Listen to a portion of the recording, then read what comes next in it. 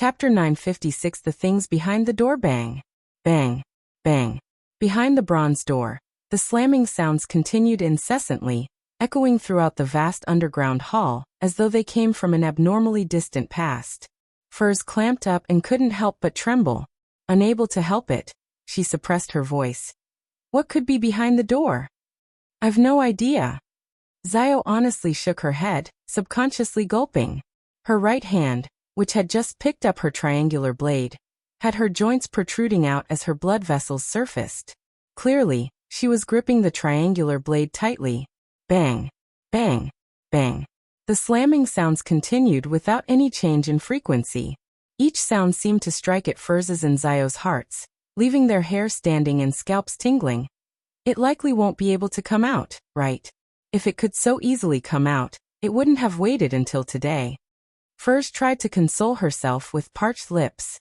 Zio nodded heavily and said, "We leave once the ingredients form."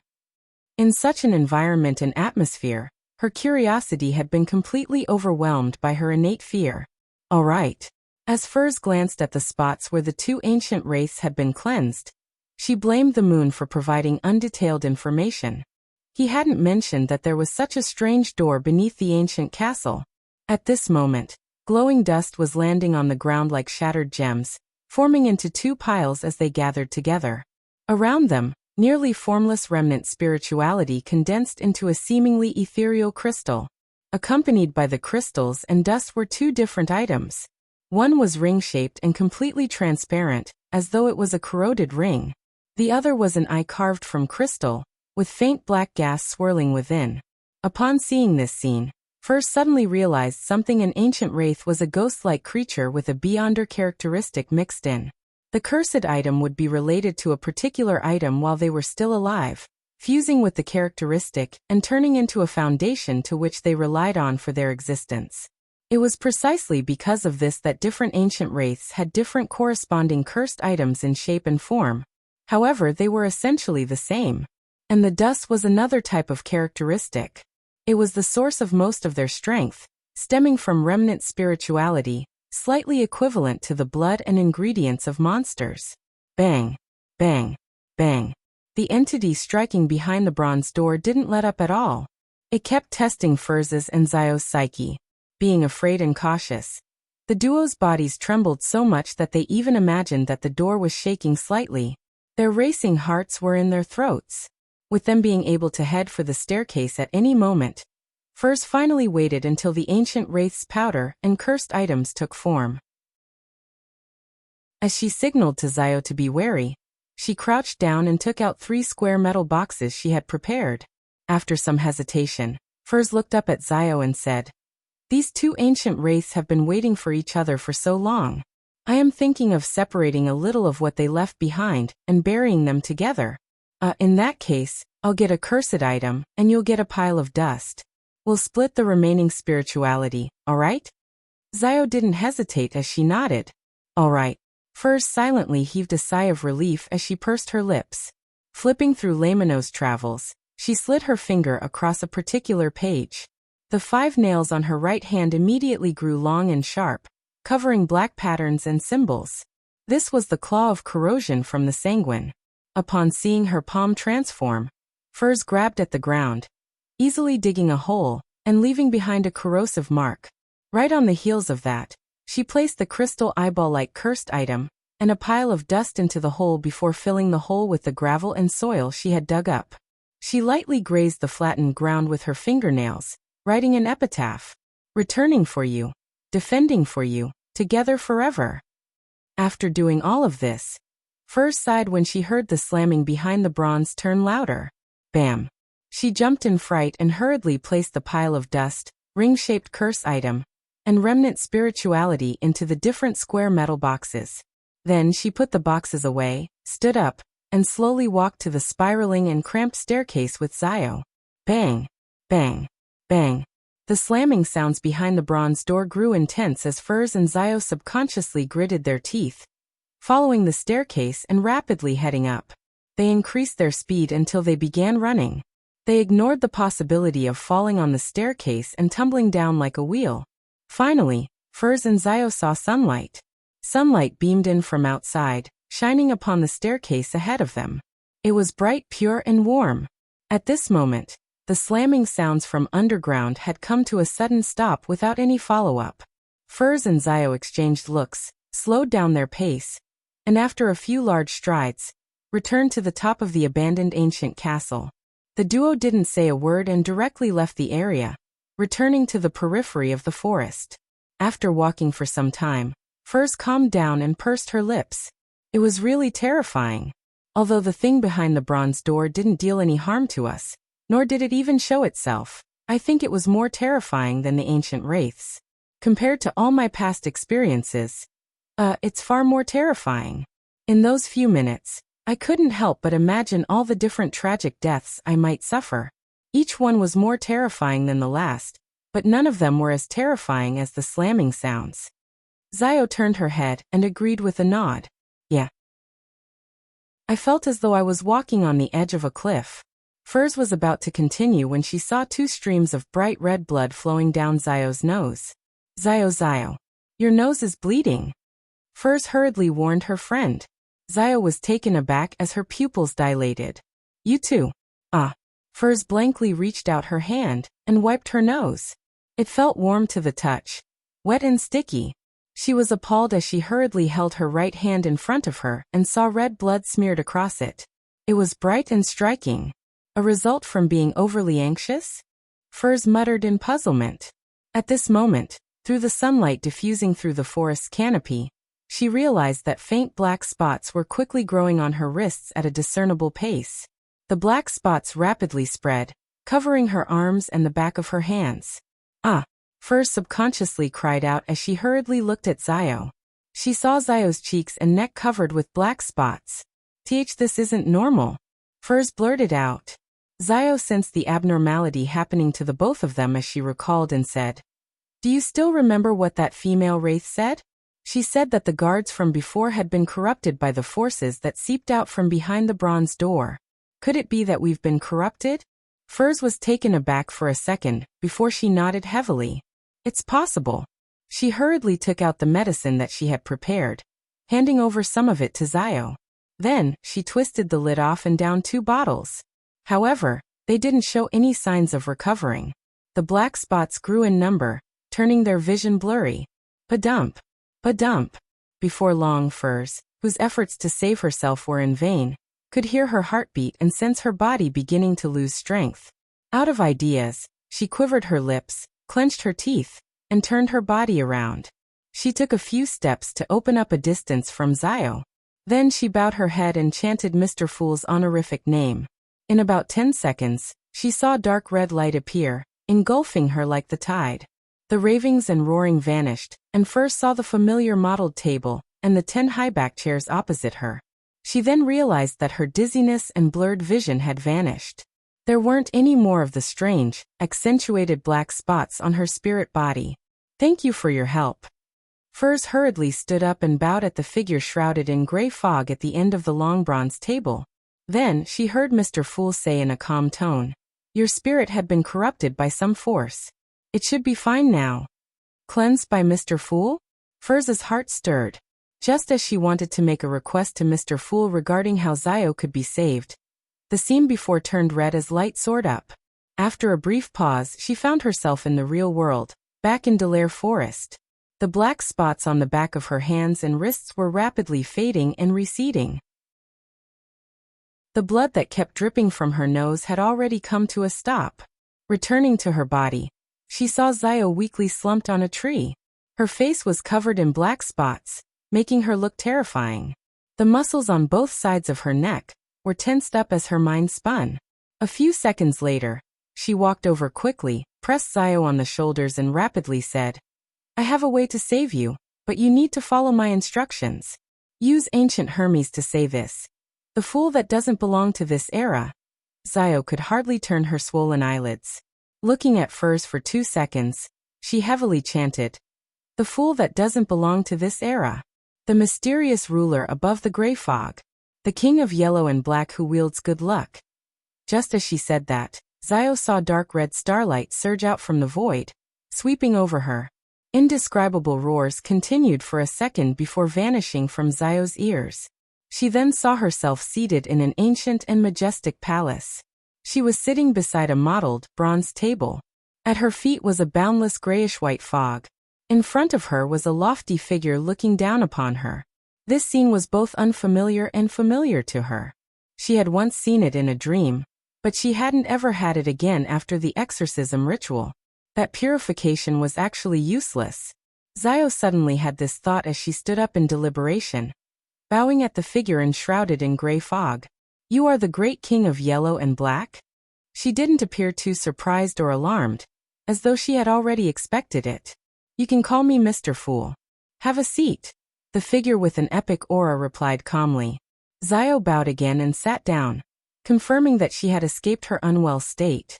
She looked to her sides and thought before asking, "Honorable Mr. Fool, does Fur's wall have a seat here?" Shrouded in the gray fog, the fool nodded gently and said, "Yes." Zio fell silent for a second and directly asked, "Can I join just like her?" The fool chuckled. "It's a gathering they organized on their own accord, but is convened by me. There's still a seat available at present. You may join. Draw a card." They use one of the major arcana cards as their code name. Zio didn't ask or speak further. She immediately nodded. "Yes, Mr. Fool." On the bronze table in front of her, a deck of tarot cards immediately appeared. Zio reached out her right hand and solemnly cut the deck, pulled out one card, and flipped it over. Her card depicted an angel with a trumpet and the sleeping dead awaiting salvation. The Judgment card. Chapter 957. Getting to know each other. Looking at the Judgment card in hand, Zio was taken aback. "This greatly meets my expectations." Shrouded in the gray fog, the fool nodded and calmly said, "The gathering is held here at 3 in the afternoon on Mondays, Backlund time. Be prepared. During the gathering, you can exchange information, ingredients, formulas, and knowledge. You can also pay a certain price to entrust missions to the other members." Zio recalled for a moment before nodding in enlightenment. "Yes, Mr. Fool." Believing that this was all for the day, she heard the voice coming from the end of the bronze table. "What did you do before being corrupted by that force?" "We really were corrupted." Zio composed herself and completely recounted her exploration of the ancient castle with furs. She emphasized the bronze door which had been named the Door of Blackness, as well as the ancient castle's guard that had been reduced to a wraith due to the corruption. Then, she noticed Mr. Fool nod slightly as he said calmly, "Don't enter that ancient castle again before you reach sequence 4. It's time for you to return." Zio then got up, and following the descriptions in the religious rituals, she bowed and said, "Your wish is my wish." Just as she said that, the dark red color surged in front of her. After everything dissipated, she was back in the real world and leaning against a thick tree. Subconsciously looking at the back of her hand, she realized that the black spots were rapidly turning faint. Zio looked up at Furs, who was staring at her worriedly. As their gazes met, Furs was first delighted before revealing a smile. She opened her mouth but was at a loss for words. Zio slowly exhaled and pointed ahead. "Let's first return to the town." "All right," Furs answered without any hesitation. At this moment above the gray fog, the fool Klein was tapping on the edge of the mottled table as he considered Miss Magician and Miss Judgment's encounter. The object or power sealed behind the Door of Blackness could still corrupt the guards and explorers outside, even without escaping. Just the mere thought of it was terrifying. Furthermore, this corruption stemmed from the spirit body. To resolve it, Klein had only 2 solutions. One was to make the corrupted entity hold a complete secret deed ritual, as he used the powers above the gray fog and the sun brooch to complete a purification. The other was to directly pull the spirit body over, using the gray fog to cleanse them. As he didn't have the luxury of time, he had chosen the latter.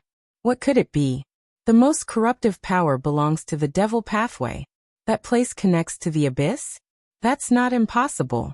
Based on Little Sun's description, during the early and mid stages of the second epoch, devils often left the abyss and were active over the land. It was only when the ancient sun god appeared, causing ancient gods to perish one after another, Did they retreat into the abyss and seal themselves in? Based on that, it's rather normal to have an underground ancient entrance in the northern continent to lead to the abyss. It can also be imagined that a castle is built with men sent to watch over it. But the problem lies in the fact that it's been millennia. Why would there still be an existence slamming the door? Are the devils planning on returning? Klein made a preliminary guess. He temporarily had no plans on exploring the abandoned castle to verify his thoughts, because it was unlikely that there would be any changes anytime soon. After all, since it was news that came from the Sanguine, he could get the Moon Emlyn to do some gathering of information to figure out the history of the castle. Reining in this thought, Klein removed the topaz chain from his wrist and divined if the matter regarding the ancient castle was pressing. He received a negative answer. He immediately returned to the real world and waited for the local ruler, General May Sanchez, to send over the down payment. At 2 in the afternoon, Faina Potter time, Haggis, with his hair combed backward while dressed as a Northern Continent gentleman, carried a black leather suitcase with a team of guards as he knocked on Dwayne Dantes' door. "Please come on in." A warm and elegant voice sounded from the inside. It was first Loanese in a Backland accent before it was changed to the local language of Dutanese. Haggis turned the doorknob and entered. He saw Dwayne Dantes with his white sideburns and deep, blue eyes stand up from his reclining chair, while pressing down the ends of his black vest. "Good afternoon, my friend." This lone gentleman with good looks and bearings took 2 steps forward and extended his right palm. This time he switched to using Loanese. Haggis replied using the accent of a Loanese noble. "It's my honor to be your friend." After he shook hands with Dwayne Dantes, he surveyed the area and chuckled. "Is this your servant?" He pointed at a mixed-blood youth standing behind the arms dealer. In between the lines, he was asking if he was trustworthy. After all, Dwayne Dantes hadn't brought any servants back when he visited the general's residence yesterday. Yes, his greatest strength is the ability to keep secrets. Dwayne Dantes smiled as he pointed to the leather sofa across the reclining chair. With 2 guards following Haggis, he closed the door and sat down. He then said with a smile, "I've heard of an Intis proverb that's said to be from Emperor Roselle. He said that dead men tell no tales." Dwayne Dantes said with a laugh. "Emperor Roselle also said something else. Corpses can speak." "Is that so? This is my first time hearing of this." Haggis enjoyed conversing with a Northern Continent gentleman, so they continued their conversation for a while before he lifted up the leather suitcase beside him and opened it. At that instant, there seemed to be overflowing golden lusters. Under the illumination from the sunlight outside, the entire room seemed to brighten significantly. Haggis then looked at Dwayne Dantes and said, 5,000 lone gold pounds, as well as 5,000 gold coins and gold bars. This is the down payment. I'll bring along the remaining 30,000 pounds in cash and gold the entire time, and we'll hand it over when the arms deal is completed. Dwayne Dantes scanned the stacks of cash, the gold coins, and gold bars in the leather suitcase before retracting his gaze and saying with a smile, "When do we set off?" Haggis closed the leather suitcase and handed it to Dwayne Dantes' servant and said simply, "Tomorrow morning." He paused for 2 seconds before saying, "Mr. Dantes, the general has a guest who would like to meet you." Dwayne Dantes' expression didn't change as he fell silent for a few seconds. "When?" "Now," Haggis said without daring to show any signs of being perfunctory. "He's downstairs." Dwayne Dantes nodded slightly. "Please invite him up." Haggis immediately heaved a sigh of relief and left with his guards. They followed the stairwell down. Before long, Luca, in a simple white robe with brass lines adorning it, walked up. His silver hair had been combed very neatly. When he arrived by Dwayne Dantes' door, he heard a voice from the inside just as he raised his hand. "Please come in." This time they spoke using ancient Faceac. Luca's expression didn't change as he naturally pushed open the door. He then saw the middle-aged gentleman who had rather good looks and qualities from yesterday standing beside a reclining chair facing him. And sitting on the reclining chair was a young man. He had black hair and brown eyes with a thin-cut face. He had a cold temperament. Luca was taken aback as he took a step forward, entered the room, and closed the door. After he sat down on the sofa in a composed manner, his gray-green eyes clearly reflected the young man in front of him. Gehrman Sparrow? Luca addressed him with a rhetorical question. Gehrman Sparrow curled the corners of his mouth. Directly addressing others by their full name is impolite. Luca nodded and said, "My apologies for my faux pas. I recall that you advanced to Sequence 5 less than half a year ago. Or it might have only been 3 months. Yes, it should have been completed when you were in the ruins of the battlefield of gods. I never expected that you were already a demigod. It left me a little bewildered." Gehrman Sparrow smiled without giving any explanations. After a brief moment of silence, he said in an unhurried tone, "Why are you visiting me?" Luca calmly replied, "I don't know." The atmosphere in the room suddenly turned somewhat odd. Gehrman Sparrow seemed to forget that there was an elderly man sitting opposite him that needed him to speak again. Luca indiscernibly nodded and said, "This is the thing. I made a prophecy by chance not too long ago. In that prophecy, I will be in a rather thorny situation in the future. And one of the people I met with over these few days will help me deal with it. I'm not sure if it's you, but I'd rather be safe than sorry. So I decided to meet you and get to know each other. My name is Luca Brewster, a clergyman who serves the God of knowledge and wisdom. I'm presently in charge of various matters in West Balam." Gehrman Sparrow nodded and said, "Not bad. I now know you. I don't believe I need to introduce myself, right?" "Of course," Luca thought and said. "You should be a bizarro sorcerer. I recently received some intel that there has been some reshuffling among the secret order in Intis." He didn't see Gehrman Sparrow reveal any looks of shock. This powerful adventurer, who was famous across the 5 seas, said after a moment of silence, "Zeratul has returned." The look in Luca's eyes changed immediately before being restored to normal. Then he stood up and nodded. "Since we've gotten to know each other, it's time we bid farewell." After saying this, he walked to the door, twisted the doorknob and left the room. Sitting on the reclining chair, Gehrman Sparrow watched as his figure was concealed inch by the wooden door until he completely disappeared. Then he chuckled. What a charlatan. Yes. Dwayne Dantes, who was standing beside the reclining chair, found a seat and sat down. Then he picked up a cup of tea and sipped from it. With white sideburns and deep blue eyes, he and the thin, angular-faced Gehrman Sparrow exchanged looks and smiled in unison. On Monday afternoon, Dwayne Dantes took out his golden pocket watch, opened it, and said to Haggis opposite him, "We're almost arriving at our destination. I believe you and your men need some rest." An excellent suggestion. Haggis was rather agreeable. Dwayne Dantes pointed at the street ahead. "There's a hotel ahead. Let's rest there for half a day, before we set off again tomorrow." Haggis didn't object to it as he turned to the front and instructed the carriage driver. After checking into the hotel, Dwayne Dantes declined Haggis's invitation for afternoon tea by using an afternoon nap as an excuse. Slightly more than half an hour later, above the boundless gray fog, Klein sat in the seat belonging to the Fool. Chapter 958. Labeling. Dark red beams shot up, materializing into different figures on both sides of the long bronze table. The unchanging silence above the gray fog was broken as the eternal palace seemed to have an additional, inexplicable sense of life to it. Just as Justice Audrey regained her senses of her surroundings, she prepared to stand up to greet the existence at the end of the long bronze table. At this moment, as a senior spectator, she acutely noticed a difference. There were 2 more members than last week.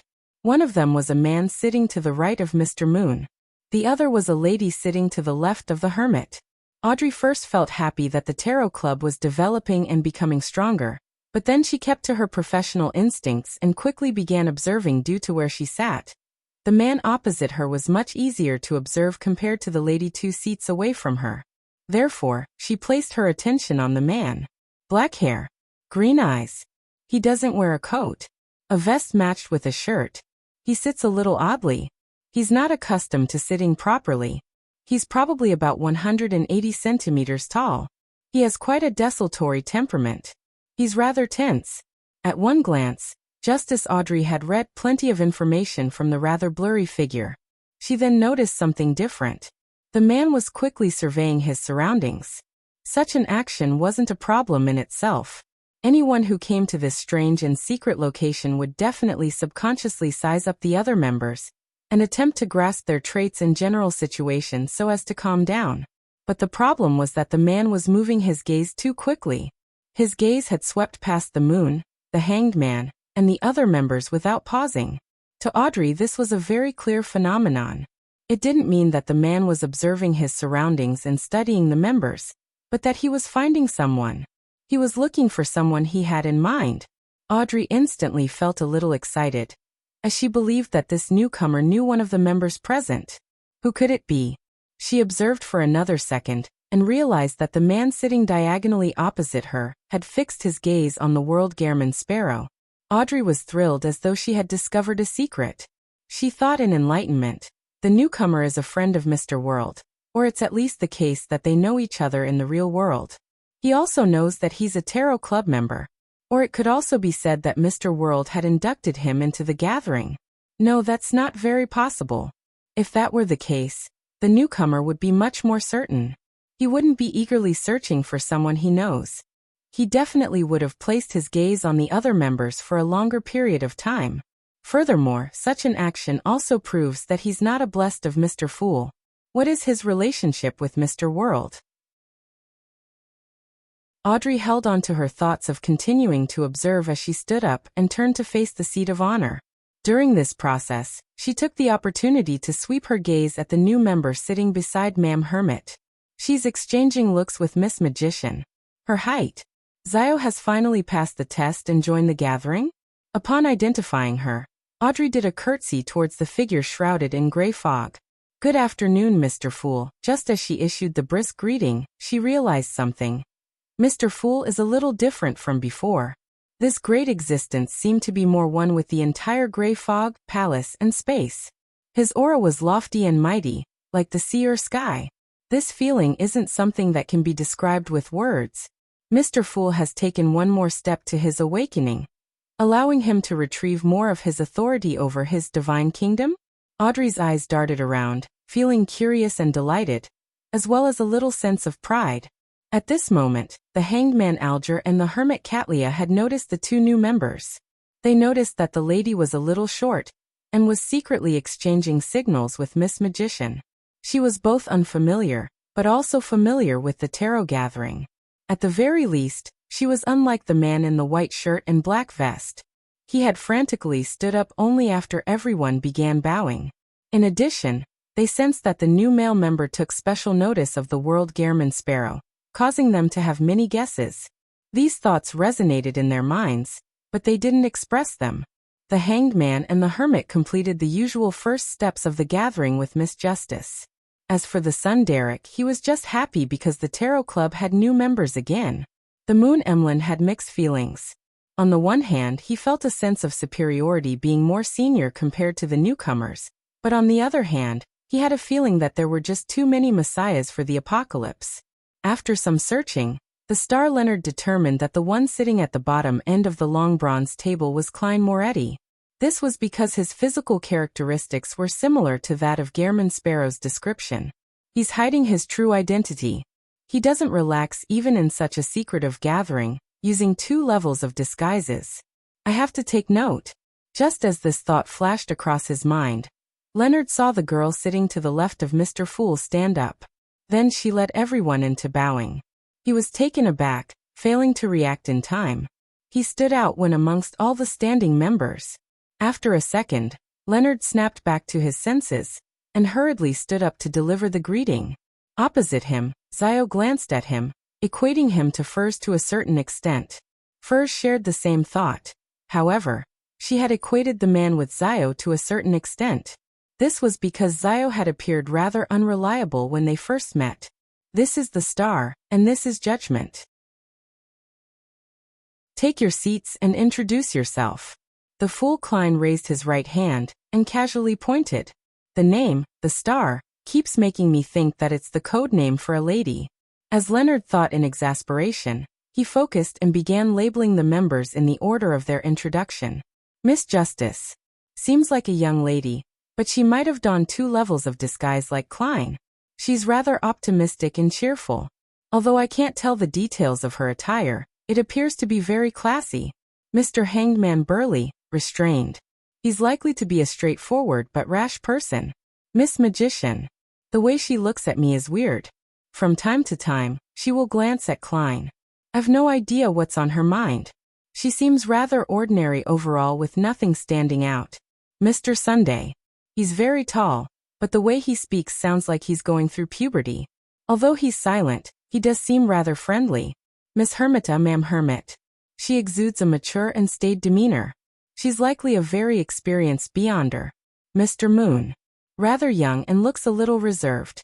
Makes me feel like I've seen him somewhere before, but I can't recall it. I'll continue observing. Misjudgment. Very short with very obvious traits. However, I can't be sure if she has donned 2 levels of disguises. The world. Very, very gloomy. This is likely his disguise. Well, it might also be his true nature. He wasn't a demigod before, meaning that this gathering has no lack of mid-sequence beyonders. I wonder if I'm the weakest one. As Leonard was observing the other members, Judgment Xiao Cha was also using her powers as a sheriff to extract the traits of the different members, and keeping them in mind. A noble lady, sailor or a crew member. Rather young and introverted, but it's not serious. Rather strong. The leader of at least a mid-sized team. Arrogant, of pretty good family background. Desultory, not staid. Gloomy, terrifying. Amidst their thoughts, the other members finished their self-introduction.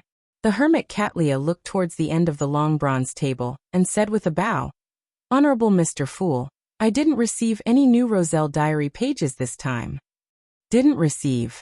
Does this mean that Queen Mystic didn't reply? I wonder what Bernadette is busy with. The fool Klein nodded and calmly replied, "Begin the transactions then." As he said that, Audrey noticed the reactions of the hermit and the hanged man. She realized that they had yet to notice Mr. Fool turning loftier and sublime. Was I the only one who noticed it? Audrey darted her eyes slightly in thought, feeling somewhat poignant and a little happy. Of course, she also knew that Ma'am Hermit and Mr. Hanged Man didn't dare to look at Mr. Fool too much, especially the former. Most of the time, she only dared to look at the table edge in front of Mr. Fool. Table edge. There's an additional card of blasphemy. Audrey's gaze froze before she retracted it in pleasant surprise. With her intuition as a spectator, she was quite certain that the obtaining of the new card of blasphemy was likely to be the same matter as the World Gairman Sparrow's mental problems, but with different outcomes. She hesitated for a moment, and observed the area. I have nothing I need. Catlia, Derek, Emlyn, and Furs had already made preparations and were about to advance. Therefore, they didn't have any requests. Likewise for Alger, who was still digesting his potion. Instead, it was Leonard who had the desire to purchase a mystical item. However, with no one showing him an example, he was momentarily unsure how to begin. All he could do was divert some attention to considering Mr. Fool's need for Roselle diaries. After selling Tinder, he wasn't lacking in money. Furthermore, having had the experience using creeping hunger, he realized that having a powerful mystical item was rather useful. At this point, Furs looked at the silent Zio before looking opposite her. "Mr. Hanged Man, I have a material that I wish to be made into a mystical item by that artisan." She was referring to the ancient wraith powder that Zio had. Alger shook his head. "That artisan has been controlled by some members of the Rose School of Thought who believe in the primordial moon. That's all I know. The subsequent matters have been left to Ma'am Hermit to handle." Rose School of Thought. Primordial moon believers. Left to Ma'am Hermit to handle. Leonard and Zio looked around, and suddenly realized that the gathering they were participating in wasn't as loose as they imagined. They were secretly traversing through the shadows of the world. Chapter 959. Even newcomers are different amongst themselves. Catlia turned her body slightly to the side, and looked at the magician. "It's a little complicated. I suggest that you wait for another 1 to 2 weeks. I'm unable to promise anything. All I can say is that there should be someone to help you create the mystical item when the time comes." Should be someone. It also means that it might not be the original artisan. Does this mean that she's planning on nurturing an artisan for herself? Or could it be that she's thinking of a way to turn the original artisan into a sealed artifact, using a machine to create machines? Ma'am Hermit is indeed an experienced beyonder. Leonard listened quietly while doing some analysis. It was the first time he was this serious during a meeting. No problem. Furs had the utmost confidence in Ma'am Hermit. After all, she had already obtained the mythical creature's blood, and was likely to undergo a qualitative change in time. At this moment, she heard the world say with a hoarse voice, "If this matter requires my help, you can get my help." To Klein, the mother tree of Desire's abnormal interest in the gray fog, as well as Emperor Roselle's warning to be careful of the moon, which made him, who was determined to figure out the secret of transmigration and the door of light, take note of matters involving the Rose School of Thought and the primordial moon believers more than ever before. Furthermore, the artisan was now involved in both matters. Katlia never expected the world to offer his help. After some silence, she nodded slightly. "All right. If I'm unable to handle it, I'll seek your help through Mr. Fool." She had deliberately said, "through Mr. Fool," to inform the two newcomers that the Tarot Club had a magical way of contacting one another. There was no need for them to be stumped or be in a dilemma in such aspects. It was something they would understand in due time.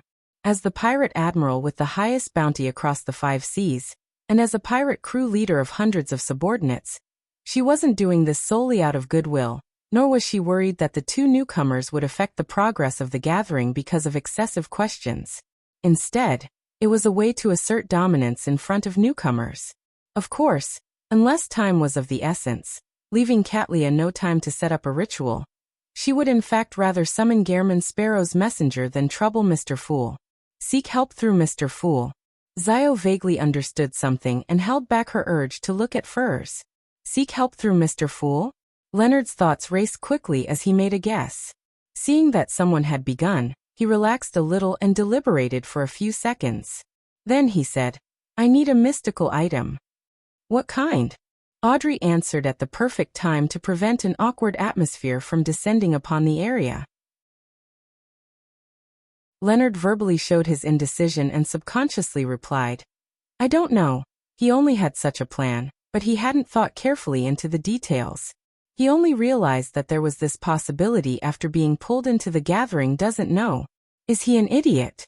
The fool Klein, who knew Leonard's desultoriness and casualness, resisted the urge to laugh and criticized him inwardly. Seeing everyone's gaze fall on him with mixed expressions, Leonard immediately felt embarrassed as he hurriedly added, "I mean, there are no limits on the type. As long as it's geared towards offense, has rather stealth-oriented attributes, and lesser negative side effects, it would be fine by me." This was to boost his nightmare's control to its full extent. At times he could control a target by himself while Pallas Zoros controlled the mystical item, giving the dazed opponent a lethal strike. Once he became a spirit warlock, with a natural spirit or wraith or shadow sealed in his teeth to aid him, he could do 2 or even 3 things at a time. After Mr. Starr finished his explanation, Alger didn't harp over the details. He asked, "Roughly what level is needed?" "Somewhere around a grade 2 sealed artifact, but slightly stronger. Corresponding to sequence 5 or 6. Leonard had habitually described the item using the parlance of an official beyonder before switching to more common terminology. At that instant, a thought flashed across the minds of Audrey, Katlia, Alger, and Zio. Mr. Starr is an official beyonder, or at least he once was. From their point of view, although beyonders that didn't belong to any official organization would at times use the concept of grades when describing sealed artifacts, they wouldn't consider using such a vague description when precision was needed in expressing their thoughts and requests. One would often choose a method of explanation that was more direct and easier to understand. Therefore, the conclusion easily appeared. This way, things turned way more interesting. Mr. World is actually very familiar with an official beyonder. How did they get to know each other? Why would he rope in an official beyonder into the Tarot Club? Audrey didn't say a word as she maintained her state as a spectator while enjoying herself. At this moment, Alger tersely acknowledged, "A mystical item at sequence 5 costs at least £9,000. For one that matches your request, it can typically exceed £12,000. Very frank. Leonard nodded. "I understand. After hearing his reply, Klein nearly face-bombed as he sighed inwardly. Aren't you showing your hidden card to Mr. Hanged Man by doing so? I dare bet that if he has something suitable, the price will definitely be above £12,000. Aside from the £7,000 from Tinder, Leonard still actually has other savings.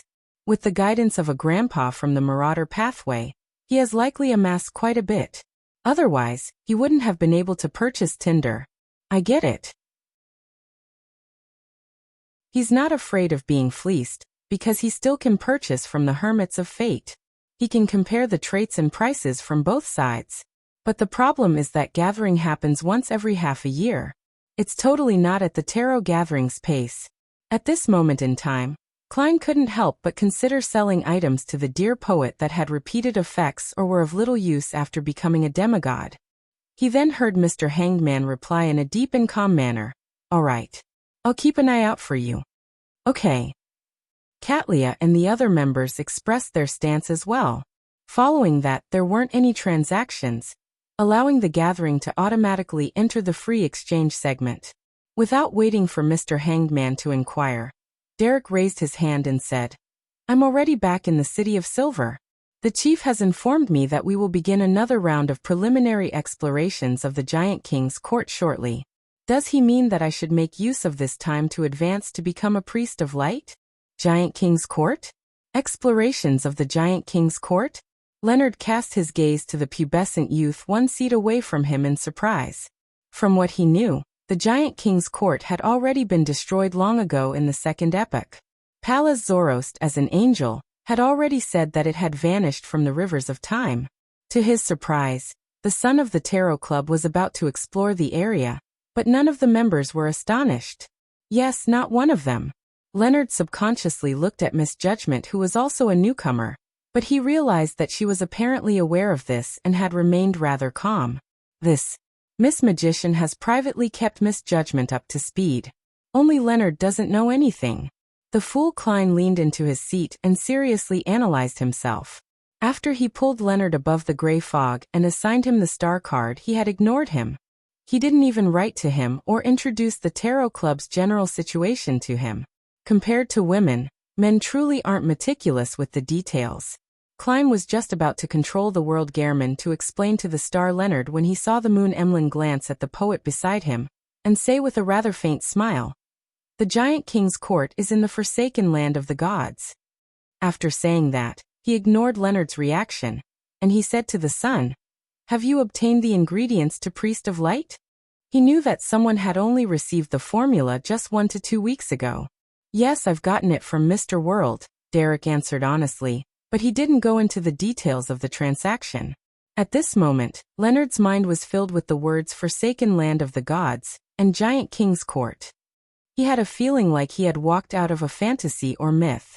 He instinctively reassessed his knowledge of the Tarot Club, realizing the weight of the simple words of how the members come from different places. Even the churches of the 7 deities are unable to find the forsaken land of the gods, but the Tarot Club can do so. It has even roped in a member from there. Right, Isaac Eggers, who I believe wields the death card, doesn't appear at the gathering. Apart from the members here, there are others that come directly under Mr. Fool? It's as I first imagined. It's a secret organization that might develop into an orthodox church. It's not much weaker than the Aurora Order or Rose School of Thought, and it might even be stronger in certain aspects. This is really a divine council. Amidst Leonard's thoughts, Alger agreed with Derek's guess. That's what it is. Exploring the Giant King's court is a very dangerous matter. He wishes that you quickly grow stronger to resist that Elder Shepherd's level. Derek nodded in vague acknowledgement. I get it. Thank you, Mr. Hanged Man. He then shared information about what he saw at Noise City, leaving Leonard and Zio dumbfounded. They had no idea how such a strange state and atmosphere was generated. However, the fool Klein noticed something familiar. He felt that Noise City and the Foggy Town resembled each other to a certain degree. The walking crowd was suspected to be lifeless marionettes. Could it be that there's a higher sequence item of the seer pathway, or some monster there? Klein didn't say a word as he silently took note of Noise City. At this moment, Zio glanced at the world and said, showcasing some goodwill, MI9 has recently been investigating Gehrman Sparrow's origins.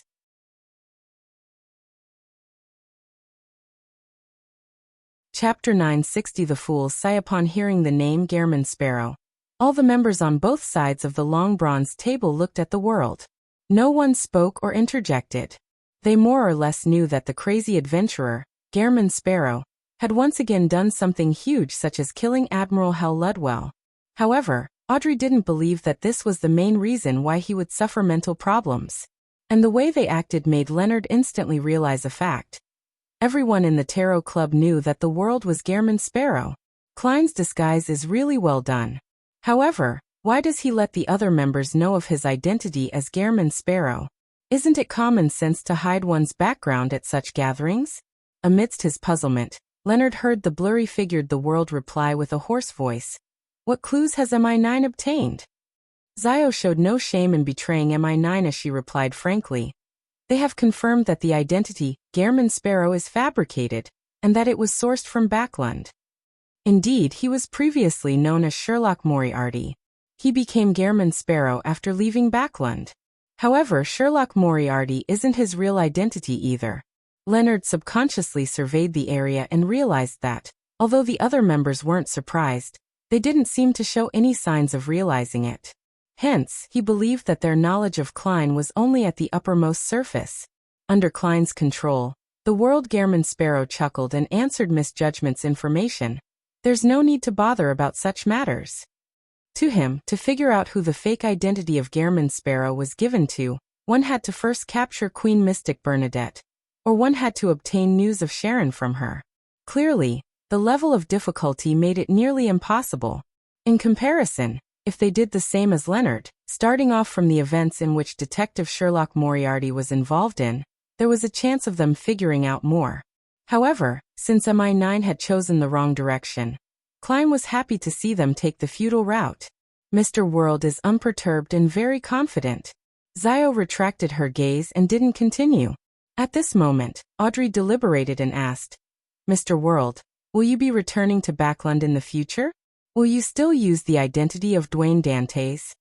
As a qualified psychiatrist, she obviously wasn't going to inform the mental problems of the world to the other members of the Tarot Club. She only wanted to confirm if he would still return to the Lone Charity Bursary Foundation.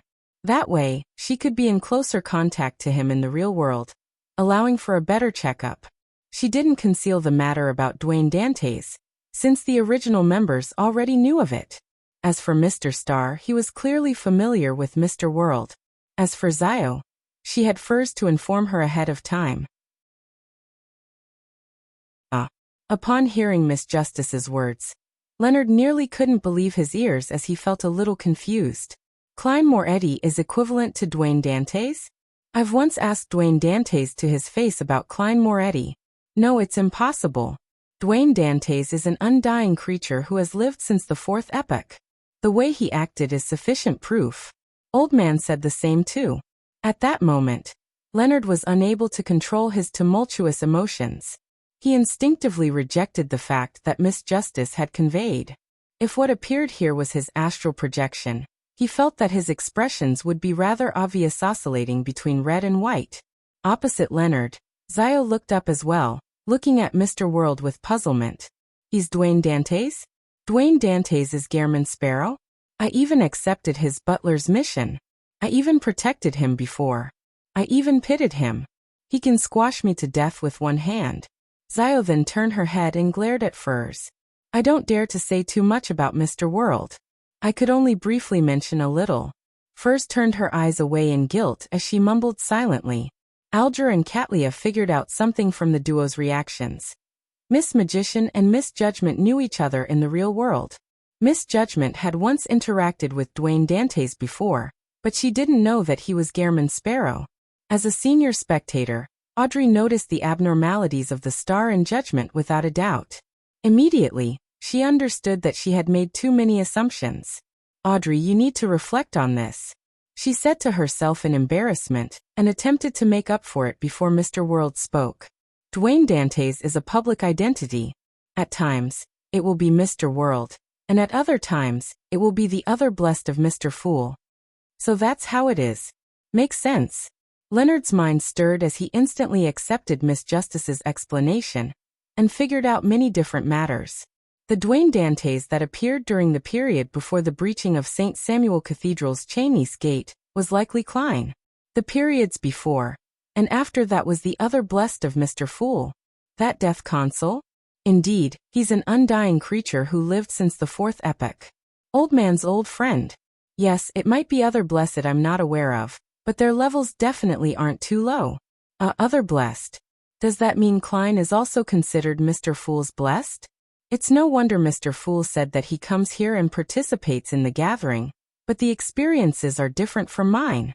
It's because he's a blessed and enjoys the benediction of Mr. Fool, so he also has the ancient aura. It's why old man doesn't realize that Dwayne Dantes is played by different people? This explains my previous question. As a blessed, Gairman Sparrow doesn't need to keep his identity a secret. But to Judgment Zio, Dwayne Dantes being a public identity, or him being Gairman Sparrow was not her concern. The reason why she overreacted was because, after realizing the truth, she felt embarrassed at all her various thoughts back then. Seeing the atmosphere return to normal, Klein heaved a sigh of relief inwardly and controlled the world Gairman Sparrow to answer Miss Justice's question. Yes. When the time comes, there might be certain matters that need all of your help. When he finished the second half of his sentence, the world swept his gaze across Justice, the Magician, Judgment, the Star, and the Moon. He has plans for something in Backland? Audrey instantly understood what Mr. World was getting at. She momentarily felt excited, but also a little worried. She was excited because she was about to participate in a secret operation that all the participants didn't seem to have any ties with, to the point of not even knowing each other. This was something she had always looked forward to.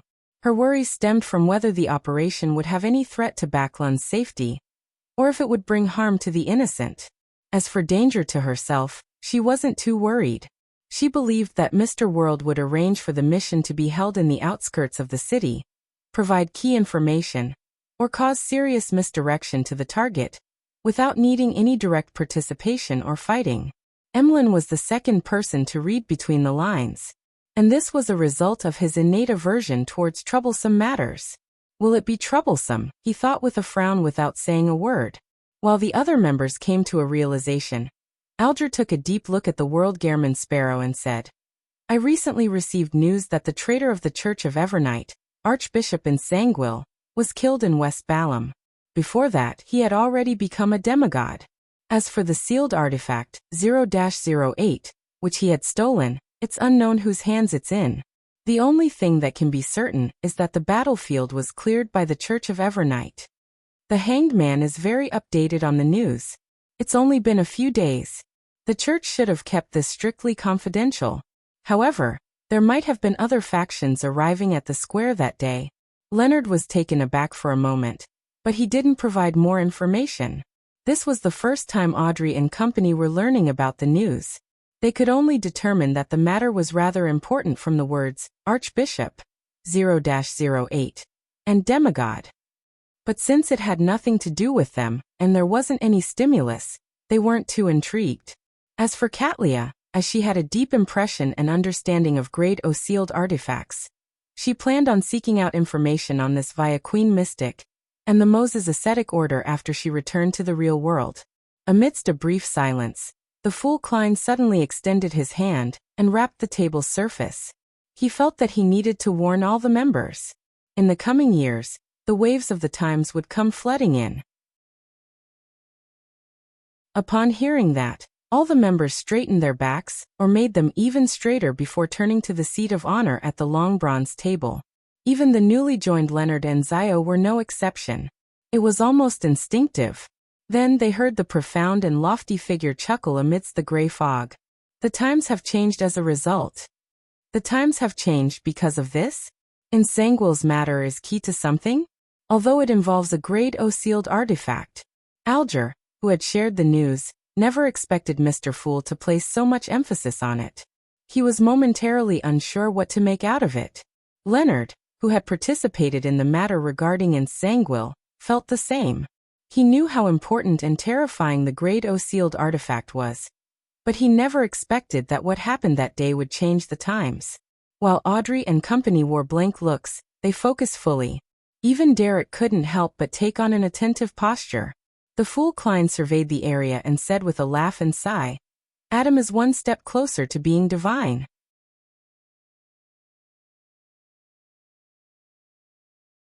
Chapter 961 Warning by informing, Adam is one step closer to being divine. Such a simple sentence instantly sent tumultuous waves through every member of the Tarot Club. Other than Leonard, the other members, including Zio, who had been briefed of the important points by the magician, immediately recalled the information regarding Adam. Ancient sun god, City of Silver's creator's son, brother of blasphemer Ammon, suspected to be one of the 8 kings of angels. And this mythical figure, who had existed before the cataclysm, had become active in the real world once again. And he was one step closer to being divine. To make Mr. Fool sigh, it means that Adam is probably just one step short of reaching the divine throne. Sequence 0.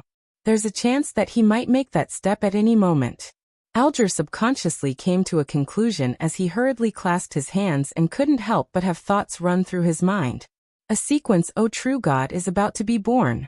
There are still births of true gods in the 5th epoch. This will be the first true god this epoch, with deities no longer able to descend upon the real world. It's unbelievable that a sequence O would still appear. Alger always found himself ambitious, with him now setting his sights on sequence 2, to become an angel. But after hearing about Adam, he still found it unacceptable. One had to know that the last one to become a sequence O true god was the former god of craftsmanship, the present god of steam and machinery. And that happened in the late 4th epoch. Since the 5th epoch, over 1300 years, there hadn't been any new existence reaching the divine throne. It's no wonder Mr. Fool said that the times will change as a result. Amidst Catlia's scattered thoughts, she suddenly came to a realization as though she could see the waves that marked the end of an epoch flooding over. Having already gathered the ingredients and being in the process of making preparations for the sequence 4 ritual, she believed she had the chance of attaining divinity in the near future to change her existence. She was still reeling in joy, anticipation, and unease. But at this moment, she suddenly felt a baffling sense of horror. All she wanted was to communicate with Queen Mystic face to face to confirm the future. Furs, Zio, and the other members had a myriad of reactions. On the one hand, they were shocked that Adam was attempting to achieve divinity, never expecting such a matter to happen in the 5th epoch. On the other hand, they were worried for their present life. After all, be it Emlyn from the Sanguine, or Audrey who lived amongst the Lone Kingdom's upper class, all of them lived in the 5th epoch, living in a situation which had more than 1,000 years of history setting the foundation. They didn't dare have any sacrilegious thoughts towards true gods. Even when facing evil gods like the true creator, they still felt a deep sense of fear and awe, acknowledging their level and loftiness. Therefore, they couldn't believe that a god would soon appear. They couldn't imagine what would happen next. In their eyes, the Fool was a reawakened ancient god, an existence who originally sat at the throne of Sequence O, one step closer to being divine, becoming a god. Derek was mostly excited, as though he could see hope and have a target to strive for. To him, only a Sequence O could save the City of Silver. Adam. Becoming a god. Although Leonard didn't know who Adam was, just the simple words of being one step closer to being divine was easy to understand. He connected it to that ordinary priest who had appeared after the battle ended, and had picked up 0-08 in front of Klein. That's Adam? Or a subordinate of Adam? No, 0-08 is a Grade O sealed artifact. Only Adam, who's very close to the divine throne, can do it personally with great certainty. It's no wonder the battle within Sangwil was easier than I expected. I thought the best outcome would be me and Klein dragging in Sangwil into hell together. Who's Adam? Why haven't I heard of him? Perhaps a result of being parasitized by an angel, allowing him to know some of the secrets and developments of the 4th epoch. Leonard had a deeper understanding of Adam's path to being divine.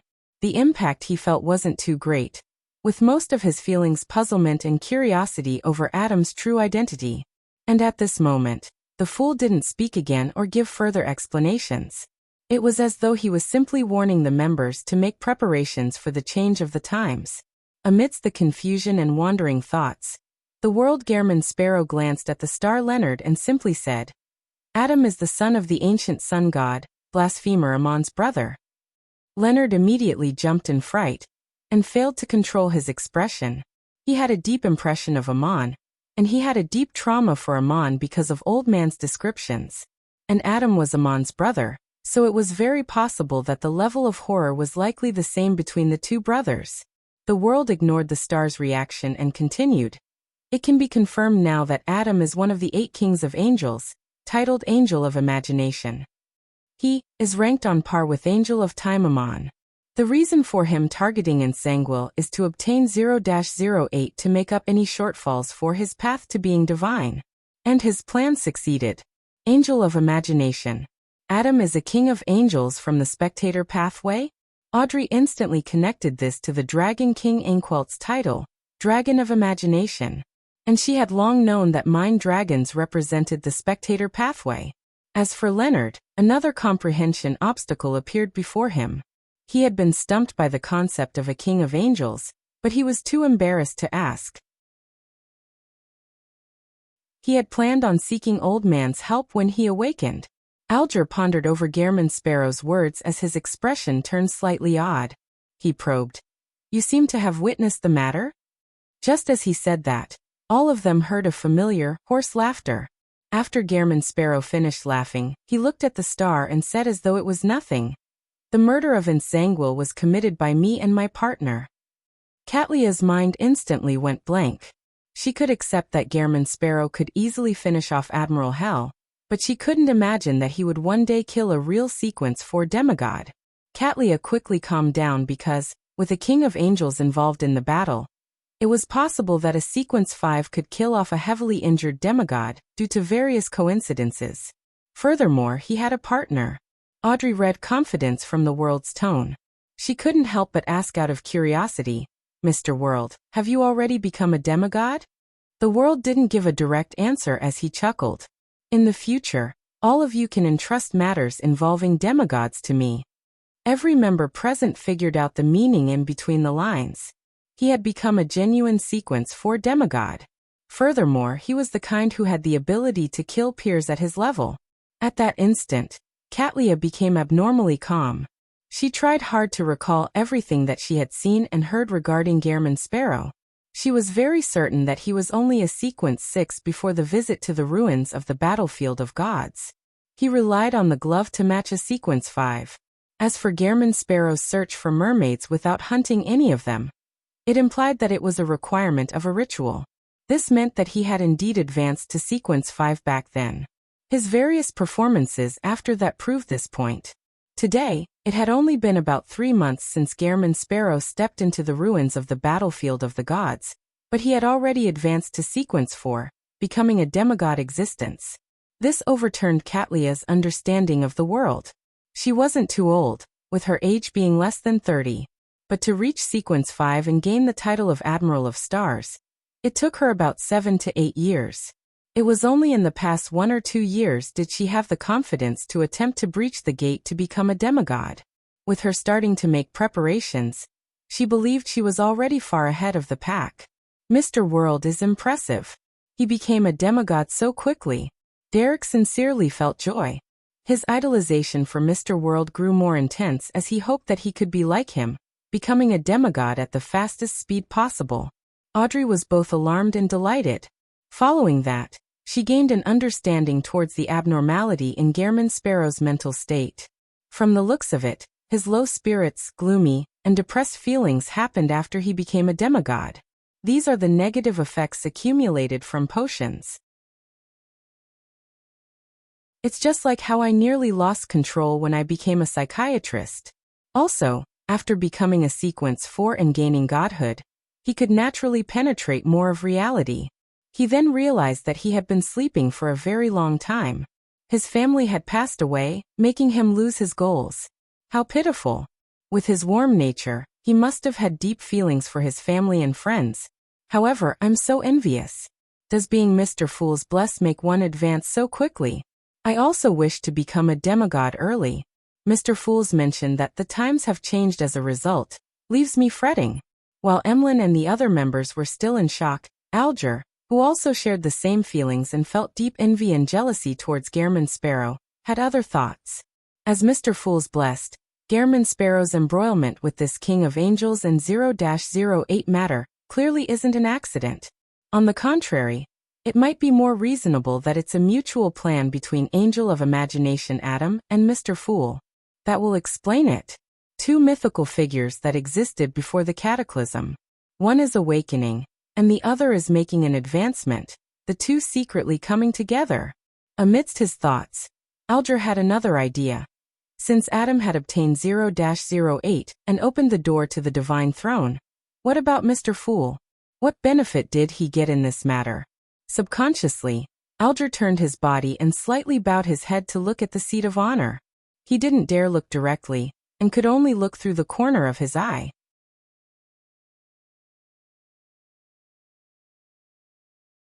Chapter 962. Being known almost instantly, Alger discovered that Mr. Fool was somewhat different than before. In the past, although Mr. Fool was distant and profound, making him appear unfathomable, as though he was looking down upon everything from above, that was all. It wasn't like he was now. Even though he wasn't doing anything, he seemed to have fused with the entire space, a clear expression of him, being the ruler at the pinnacle level. Sweeping his gaze, Alger saw the third card of blasphemy as he felt more certain of his guess. Indeed, Mr. Fool and the Angel of Imagination Adam had cooperated to machinate in Sanguil's demise. One of them obtained 0-08, making him take one step closer to being a god, while the other obtained the various benefits in a card of blasphemy and regained a substantial amount of his strength. The times will change as a result. At that instant, Alger had a deeper understanding of what Mr. Fool had just said. The other members undoubtedly noticed him turning his head, and they realized that he was looking at Mr. Fool. After a brief moment of surprise, they made a certain realization at different speeds. Mr. Fool was aware of Angel of Imagination Adam's plot against Ensanguil from the very beginning, and had sent his blessed to cooperate. He had even provided a certain level of help. If that weren't the case, how could a recently advanced demigod participate in a matter that involved a king of angels and great O-sealed artifact? If this weren't the case, the world wouldn't have been able to understand the situation that well, even if he had been embroiled due to all kinds of coincidences.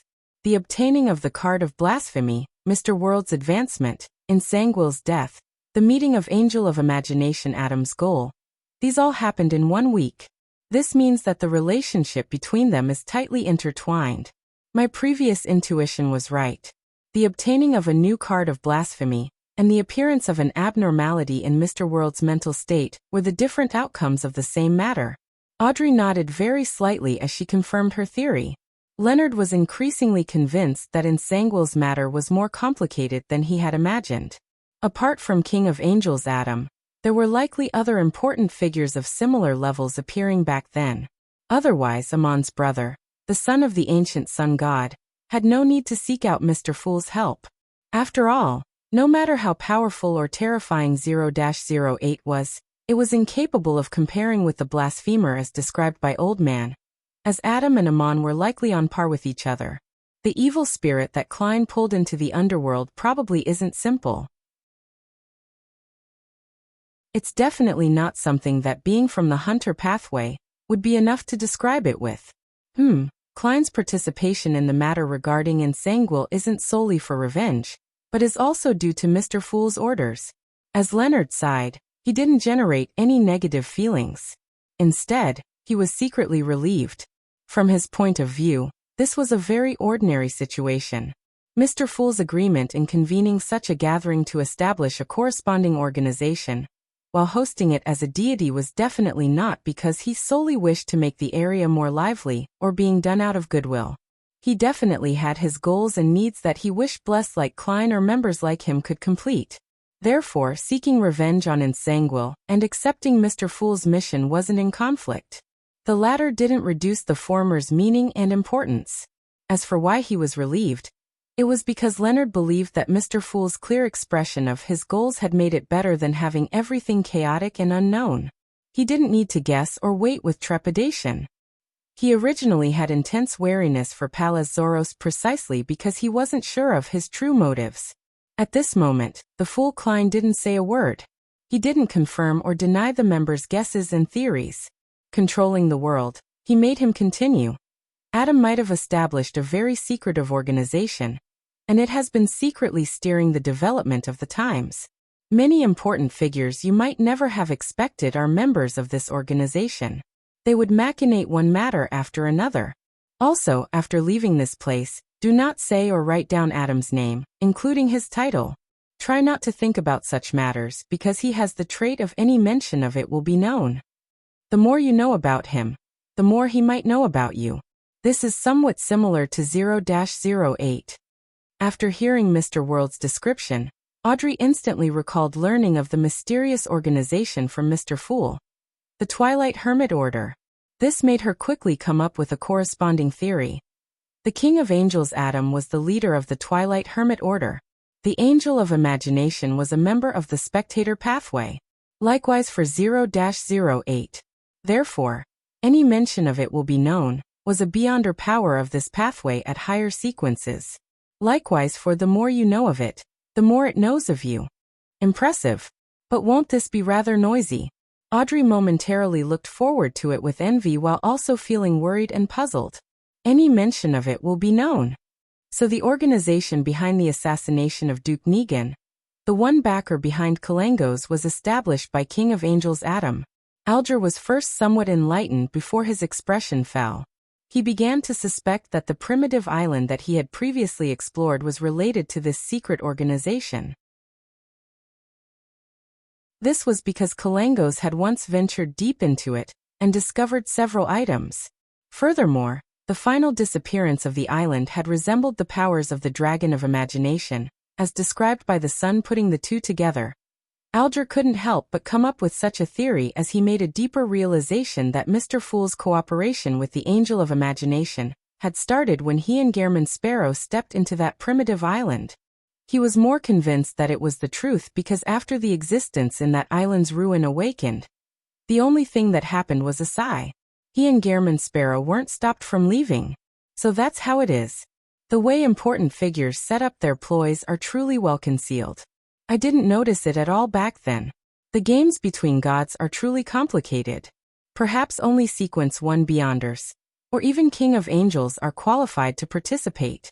Alger sighed as he felt a baffling sense of desire. Furs had already forgotten the mysterious organization which Mr. Fool had mentioned previously. Only when she heard any mention of it will be known, did she recall that it was related to Duke Negan's assassination. However, she wasn't concerned about this problem, but something else. Back when she was informing Zio about the general situation of the Tarot Club and the general knowledge, she had mentioned Adam's name. Adam has the trait of any mention will be known. This. Zio and I are known by him. Furs instantly felt horrified as she couldn't help but turn her head and cast her gaze to Zio. She had learned that Adam was the son of the creator from Mam Hermit. Furthermore, she had never emphasized to not mention the King of Angels' name in the outside world. IV mentioned Adam in the real world, Furs said with a clear stammer. Zio's nerves were taut as though a venomous snake had crawled into her clothes and was sliding across her back. Katlia tersely acknowledged. No need to worry. Although not many people know of Adam and Amon, there's no lack of them. I've mentioned his name on several occasions. As long as the words you mention doesn't involve any secrets, I believe, he will only observe you for a moment before casting his gaze elsewhere. She was rather certain when saying that because in the Moses ascetic order that had been pursued by knowledge, Adam's existence wasn't a secret. People often mentioned him. At this moment, her mind was filled with another matter. Could it be that the secret, ancient organization that Emperor Roselle joined was the one that King of Angels Adam established? Furs hurriedly tried recalling and said somewhat hesitantly. There were mentions involving the forsaken land of the gods, the giant king's court, Amon King of Angels, and other knowledge. Would that be a problem? She was very happy that she had never mentioned the words Tarot Club or described the other members. At most, she mentioned that the gloomiest was Gehrman Sparrow. Katlia thought and said, "At your sequence, discussing knowledge at that level is indeed strange. However, if Adam were to delve deeper, he will realize that you're related to the Abraham family. It's quite normal to be aware of this information. What you need to pay attention to is that any major matters involving the Abraham family will require you to be wary of Adam." "How do I be wary of him?" Furs forced a helpless smile as she glanced at the seat of honor at the long bronze table. Then, she looked back at the hermit and said, "Thank you for your analysis." As Mr. Fool hadn't said anything, she decided to believe Ma'am Hermit's words. At this moment, Klein sighed inwardly. Back when Katlia mentioned Adam during the tarot gathering, he wasn't aware that Adam's name wasn't to be verbalized. Nor did he know that he was related to the Twilight Hermit Order.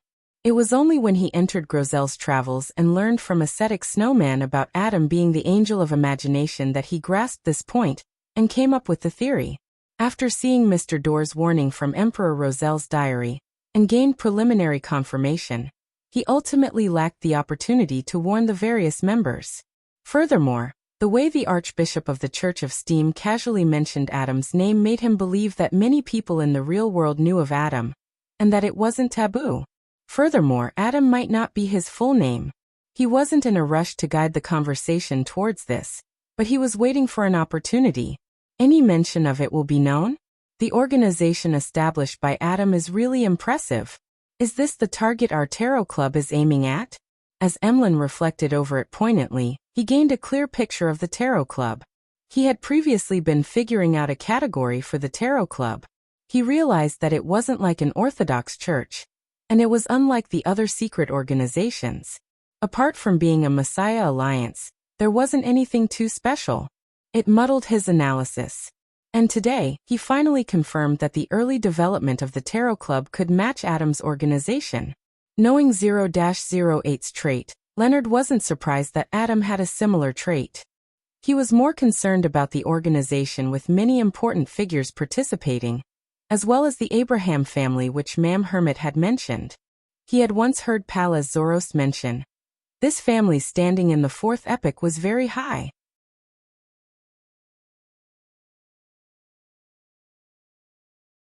Chapter 963 Problem with Intelligence. According to what Leonard knew, amongst the major noble families of the Fourth Epoch's Tudor Empire, the Abraham family was ranked first.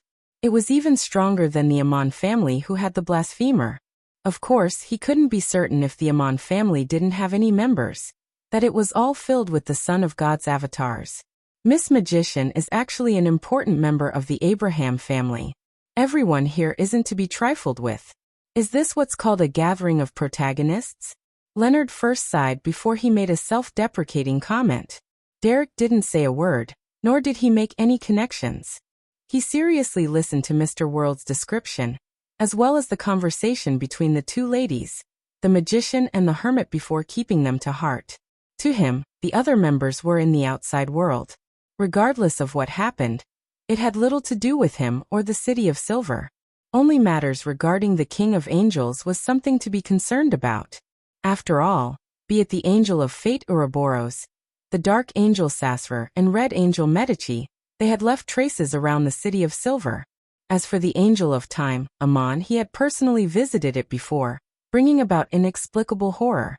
After everyone quietened down, Derek couldn't help but consider certain matters. Any mention of it will be known. How should I inform the chief about such matters? Or is it fine not saying it for the time being? I'll just mention that Amon is a son of the Creator, that he has another brother who's of the same pathway as the Dragon of Imagination. If the City of Silver were to encounter an overwhelming disaster, would Adam be able to hear it if I said his name? Can he enter the forsaken land of the gods? With this in mind, Derek instantly felt somewhat ashamed. This was because in such situations, the honorific name he should chant was Mr. Fools. At this moment, the world spoke again. Although War Angel Medici has long perished, he isn't completely dead. The soul he left behind has fused with the souls of the ancestors of the two major families of Sauron and Einhorn, forming an evil spirit. During the death of Ensanguil, there were traces of its appearance. Klein had specially brought up this point to firstly pass this information to the Church of Evernight via Leonard. Secondly, It was to remind the hanged man to take note. After all, he had been to Bansi twice, possibly embroiling himself with the Red Angel evil spirit's fate. That evil spirit was War Angel Medici? While Leonard was feeling alarmed, he was taken aback. He had just guessed that Adam wasn't the only bigwig who had been present. Later, setting off from the titles of War Angel and Angel of Imagination, he suspected that the evil spirit was a king of angels in its former life. And such an evil spirit had been sent to the underworld, without putting up any resistance under the influence of the Lux Siphon charm. Old man's level is higher than I previously imagined. Yes, the evil spirit must have been weakened by Adam. And perhaps even by Mr. Fool, before Ma'am Daly and I arrived. Otherwise, it's not an enemy we could have handled. Right, what was Adam doing back then? There wasn't any sign of him during the entire battle. Could it be that there was another figure at the level of a king of angels holding back Adam? Leonard felt tumultuous waves swishing through his heart, as he forgot to observe the reactions of the other members. War Angel Medici. He perished and became an evil spirit. Bansi was the place his descendants lived. He was one of the founders of Rose Redemption. Alger quickly linked up the pieces of information, and learned many new things. That mural I saw in the Bansi Harbor Telegraph office must have been drawn by that evil spirit. The World Gairman Sparrow had gotten me to head to Bansi Harbor to search for traces in order to grasp that terrifying evil spirit's location. It was to prevent his subsequent plans from being disrupted. Thankfully, I didn't destroy that mural. Otherwise, I might have caught the notice of the evil spirit. While Alger sighed in relief, he felt increasingly alert. He planned on getting the Blue Avenger to leave Bansi Harbor and head for the northern front of the Sonia Sea to investigate the matter Mr. Fool had previously given him. Audrey, Katlia, and the other members listened attentively as they kept it in mind without making too many connections. This was because the matter the world was describing contained information that mostly consisted of key and rich points. And lacking the additional experiences and knowledge, they were unable to expand on the matter. After sharing the information that everyone needed to take note of, the world chuckled hoarsely. That's about it. After a brief silence, Emlyn straightened his back and looked ahead. An important figure from my kind will arrive in Backland, and a meeting with me has been arranged. After a pause, and seeing how no one responded, he cleared his throat and asked, "How should I deal with him?" Another angel. Leonard felt numb as he noticed something.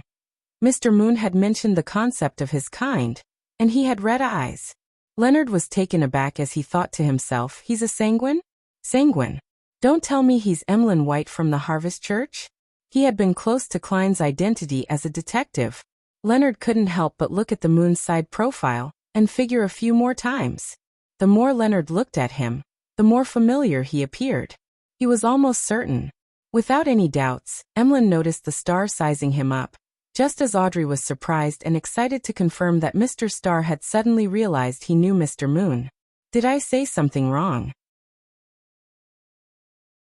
That fellow the Star looks somewhat astonished. He knows me in the real world. Do I know him? A series of thoughts flashed through Emlyn's mind as he subconsciously sniffed, trying to catch the scent of the new member beside him. However, the gray fog ensured that he failed. As he surveyed the area and waited for the hanged man, the hermit, and the world to provide him with an analysis and suggestion, he tried hard to recall if he had met someone like the Star. Gradually, he felt a sense of familiarity, but he couldn't recall who it was due to the superficial impression the person left on him. At this point, Audrey recalled another problem. Mr. World and Mr. Star know each other, and Mr. Star knows Mr. Moon. Then, does Mr. World know Mr. Moon? She subconsciously sized up the person at the lower end of the long bronze table, but she failed to read anything of use from the World Gairman Sparrow. As for Alger, he turned to look at the Moon after a few seconds of thought. He said with some deliberation, "Mr. Fool just mentioned that the times are changing. Although the important members of the Sanguine might not know of the ins and outs, at their level they will more or less sense something and make preparations. The reason that this important figure wishes to meet you is both a probing action and surveillance. You just need to act as you usually do, but there will subsequently be some tests and missions." As I imagined, a second test and mission will begin. I wonder what revelation the ancestor has given. Emlyn nodded and said to the hanged man, "Thank you." With the question answered, Furs, who had been holding back all this while, finally spoke. "Mr. Moon, the intelligence you gave me regarding the abandoned ancient castle was highly problematic. There were 2 ancient wraiths, but in the underground area was a door. Sealed behind the door is a powerful corruptive power. As long as one enters the region where the ancient wraiths are, they will be corrupted." This. Emlyn frowned slightly. He wasn't enraged, and he instead felt that her description was completely right. If the person who had provided the intelligence knew that there were 2 ancient wraiths, he wouldn't have ignored that door. As a cultured and noble sanguine, Emlyn never wished for anyone to incur any losses or harm because of his mistakes or neglect. He was rather perturbed by this as he thought and solemnly said, "I will investigate the source and provide you with an answer." As Furs had returned safely, she didn't mind it too much. She tersely answered, indicating that she was awaiting the outcome. As for being saved by Mr. Fool, with it happening once a month or even twice a month, she had already lost count. She was prepared to do anything Mr. Fool instructed her to do in the future. After they finished their conversation, Audrey was somewhat concerned. She asked out of curiosity, "Do you know what brought about that corruptive force?" Furs shook her head. "I don't know." With Mr. Fool not sharing any information, and how she didn't have any Roselle diary entries to exchange for the answer to the card of blasphemy, Audrey retracted her gaze and attentively listened to the conversation of the other members. After a while, the learning segment came to an end as the tarot club drew to a close. The members stood up and bowed at the existence at the end of the long bronze table to bid him farewell. This time, Leonard didn't appear too slow. The dark red light dissipated as he returned to the real world. In front of him was a red glove he hadn't worn. At this moment, a slightly aged voice suddenly sounded in his mind. "Whose dream did you enter a moment ago?" "Old man has woken up." Leonard was first delighted before he heaved a sigh of relief. He didn't immediately answer Pallas Zoroast as he deliberated over an answer. "Say, it is possible that, at certain times, Dwayne Dantes is Isaac Eggers who's disguised using some particular item?" After learning that Dwayne Dantes was a shared identity, he began doubting Old Man's original theory. This was because this parasite had came to a conclusion based on the different appearances and auras of Isaac Eggers and Dwayne Dantes. Furthermore, not every one of Mr. Fool's blessed looked identical to Dwayne Dantes, nor were every one of them beyonders of the seer pathway. Therefore, since a shared identity was needed, it meant that they wielded a mystical item or sealed artifact that allowed them to transform into someone else. Together with the ancient aura of being a bless causing some interference, it wasn't impossible for an angel to make an error in judgment. Pallas Zoroast fell silent for 2 seconds before saying, "You reminded me. Isaac Eggers does have a mask that allows him to transform into anyone."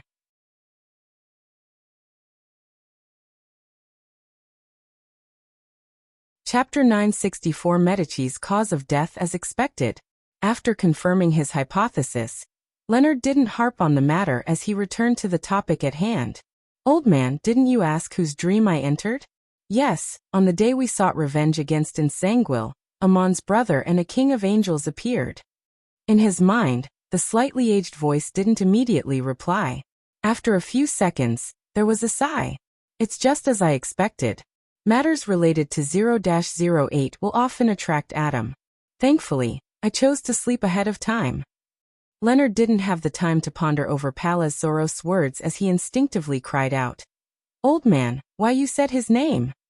Adam's gaze was about to be cast over, or might have already landed on them. The slightly aged voice chuckled. "You actually know about Adam's trait. However, me mentioning him doesn't matter. He will only imagine that someone else is talking about him. Of course, there's no need for you to know too much. That will definitely make you occasionally think of it. Once that happens too frequently or at a close physical distance, Adam will also know of it, just like 0-08. Furthermore, 0-08's influence is limited to a huge city, while Adam's is the entire world. As horrifying as Amon. Another form of horror. Leonard composed himself and forced himself to stop thinking about Adam as he ruminated over what Pallas Zoroast had said. Suddenly he nearly blurted out without suppressing his voice. "Old man, did you sleep not because you were weak, but because you were afraid of encountering Amon's brother?" Ahem. Pallas cleared his throat. It was a result of both reasons, but they don't contradict one another. After giving you the 2 worms of time, my condition deteriorated again. Under such circumstances, how am I to deal with the king of angels and conceal my existence? I'm already old and feeble. There's no need for such developments, so it's almost necessary for me to hide. Leonard was momentarily at a loss for words and said after a few seconds, "Amon and his brother should be older than you. The ancient sun god is an ancient god before the cataclysm." Without waiting for Pallas Zoroast's reply, he heaved a sigh of relief. "That is to say that, because of your act of sealing yourself and sleeping, that king of angels didn't discover a problem with me?" Pallas chuckled. "No, it was discovered." Leonard's expression sank as he nearly looked around frantically. He suspected that Adam was sitting in some corner, silently listening to his conversation with Old Man. At this moment, Pallas Zoroast added, "You were very close to him. Do you think you can hide from a king of angels who has accommodated the spectator pathway's uniqueness? Besides, you likely cried out 'Old Man' impolitely at the most critical moment." Leonard was taken aback as he subconsciously answered, "Why, you heard it." He suspected that Old Man had heard him, but had deliberately chosen to ignore him for fear of being discovered by Adam. "No," Pallas' slightly aged voice teased. "I don't have to hear it to know what you would do. How can I not be aware of what kind of person you are?" Amidst Leonard's embarrassment, Pallas Zoroast continued, "Adam definitely knows that you've been parasitized, but as I'd sealed myself and was asleep, he didn't discover who was parasitizing you. The demigods with such abilities aren't many, but it's also not a very tiny number." "Is that so?" Leonard instantly heaved a sigh of relief. He was most worried about having Adam see Old Man before returning to inform blasphemer Amon. With this in mind, Leonard raised a question he had been wondering all this while. "Old Man, what's a king of angels?" Pallas Zoroast didn't ask where Leonard had learned of this concept as he simply explained, "Those that exceed sequence 1 but have yet to become a deity. If we are specifically talking about the 8 kings of angels, apart from those that meet the previous definition, they're the ones who served the ancient sun god before the cataclysm." What does it mean to exceed sequence 1 but have yet to become a deity? How is that achieved? By accommodating the so-called uniqueness? Leonard had the intention of asking, but he suspected that Old Man wouldn't answer in detail. He gradually decided to first talk about other matters before finding an opportunity to raise this issue again. He deliberated for a moment and said with a suppressed voice, "During the battle for revenge within Sanguil, I faced immense adversity, to the point of not being able to look at my enemy head-on, much less use the luck siphon charm. When seeking your help failed, I chose to chant Mr. Fool's honorific name, and had received a response. After everything ended, I found myself heading for an ancient palace as though I was dreaming. It was above the boundless gray fog." Before Leonard finished his description, Pallas, who had been listening quietly, cut him off. "You met the fool?" "Yes. His aura is vastly deeper than the sea, loftier than the mountains. His figure was cloaked in the gray fog, preventing anyone from seeing it clearly." Leonard recalled his encounter, and described in a poetic manner. He established an organization, holding a divine council a true one every Monday afternoon. "I'm already one of the members." Pallas fell silent once again, and didn't say a word for quite some time. Only after a while did he say, "The fool allowed you to tell me this?" "Yes." Sitting there, Leonard nodded and let out a suppressed voice into the air as he said, "Old Man, do you know him?" Pallas Zoroast sighed and said, "No, but I can roughly guess of his origins. You don't have to ask what it is because I won't tell you. Heh, this might be an opportunity for you. Otherwise, it will be difficult for you to become a demigod." Leonard turned agape before closing his mouth. He stopped mentioning the tarot gathering because Mr. Fool hadn't given him permission to go into the details of other matters. He thought and said, Old man, is there another king of angels named Medici known as the War Angel? Pallas tersely acknowledged. You can also address him as Red Angel. However, he has long perished. You were even close to where he died. Where? Leonard was surprised, but he had no impression of that happening. Pallas scoffed. Are the memories of you people from the Evernight pathway so terrible? I recall that your goddess wasn't like that. Do you still remember the ruin found beneath Backland? The Tudor Trunsoist United Empire? The place where Alista Tudor became Blood Emperor? Leonard asked in enlightenment. Pallas Zoros's slightly aged voice resounded once again. That's right. As Leonard tried to figure out the logic embedded in this matter, he informed Old Man of the evil spirit. The remnant soul of Medici fused with the two angels of the Sauron and Einhorn family, becoming a brand new evil spirit? Pallas repeated Leonard's words in disbelief. Following that, he couldn't hide his amusement and said, the three of them are absolute archenemies, the kind that can't stand each other's existence. To think that they are together in death, fused as one, is truly haha, it must be quite lively. Leonard didn't know what Old Man was laughing about as he subconsciously asked, they are archenemies? Pallas held back his laughter as he said, yes, the reason why Medici failed and was captured was because he was dealing with the Sauron ancestor who had fallen into his trap. It wasn't that he wasn't prepared, but that was mainly focused on the primordial demoness side. Surprisingly, Alista Tudor suddenly went mad. On this matter, Amon and Adam had played a rather important role. That evil spirit is an enemy of Adam. Why would the Blood Emperor want to capture Medici, and the two angels of Sauron and Einhorn? The place they perished was in the palace where Alista Tudor was trying to become Blood Emperor. They were the ritual materials needed to become a true god? According to Mr. Fool, Adam is one step closer to divinity after obtaining 0-08. Is this also considered a gathering of materials? Amon is dealing with Old Man because of similar reasons? Leonard had some theories and had the urge to ask, but he ultimately held back. He was afraid that he touched on highly secretive matters, causing Old Man to react negatively. He planned on finding an opportunity at the Tarot Club to ask about such matters. After a brief silence, Leonard looked at the closed door and said with a suppressed voice, has Mr. Fool and the church reached a certain degree of tacit cooperation? That's the implication if no one is investigating you. Pallas Zorost answered in a rather direct manner. Leonard nodded indiscernibly. What will they arrange me to do next? Arrangement?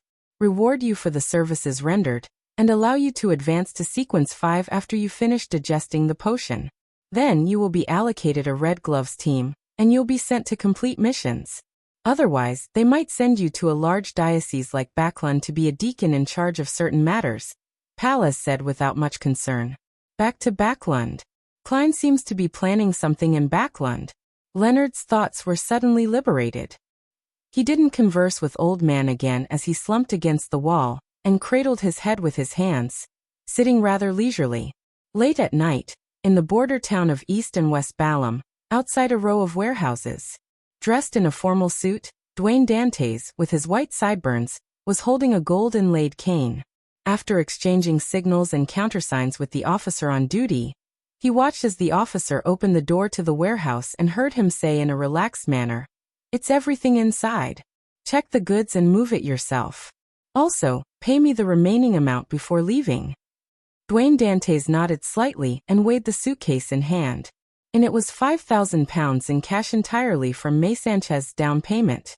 At this moment, two figures were silently watching this develop 2 warehouses away in a 3-story building.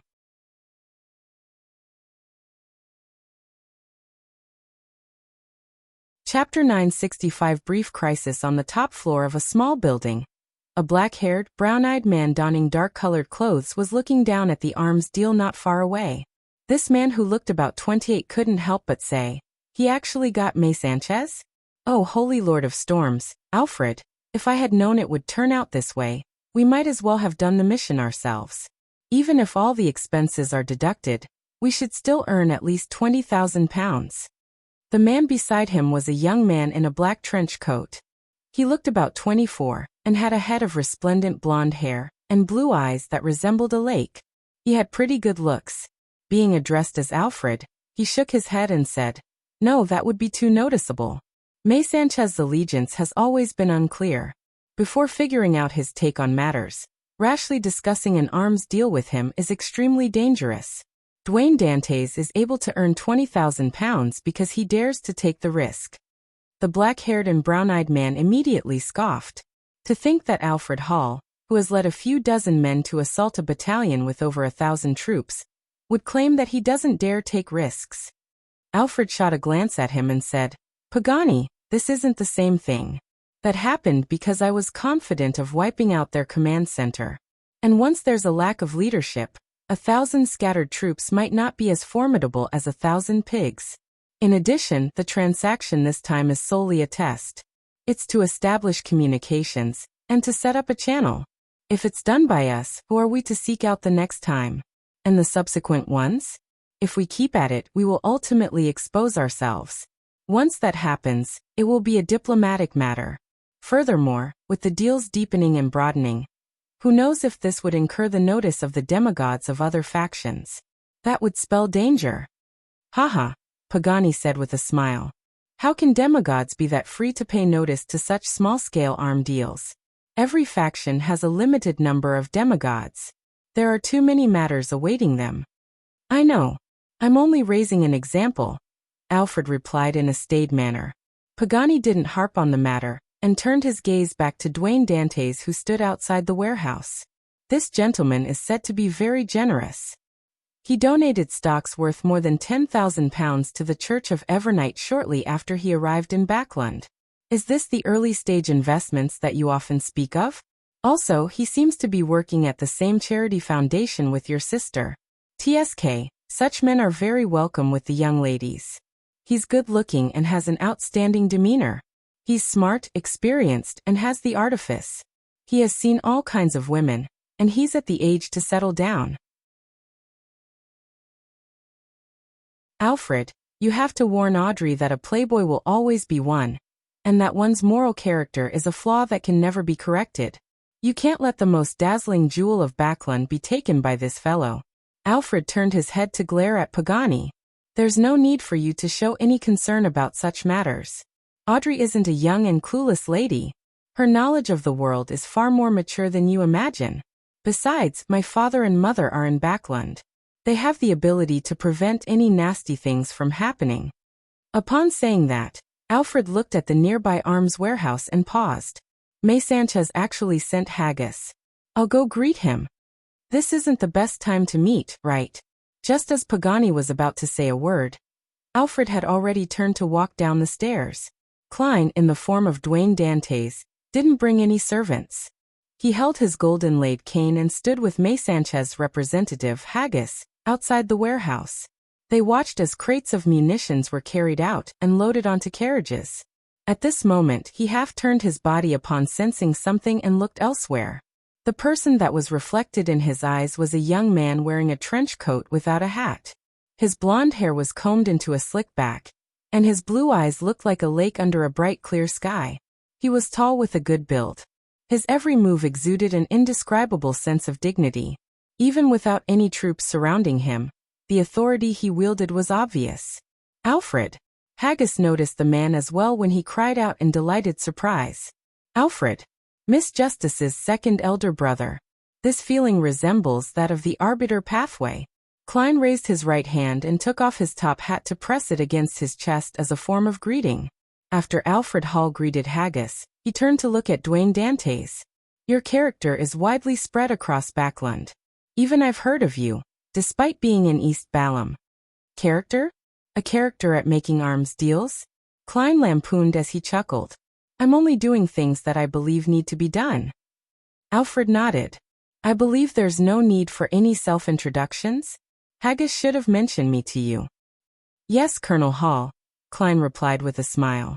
"I only learned that Miss Audrey has another brother here in the southern continent after I arrived, that he served in the military and has rendered impressive services."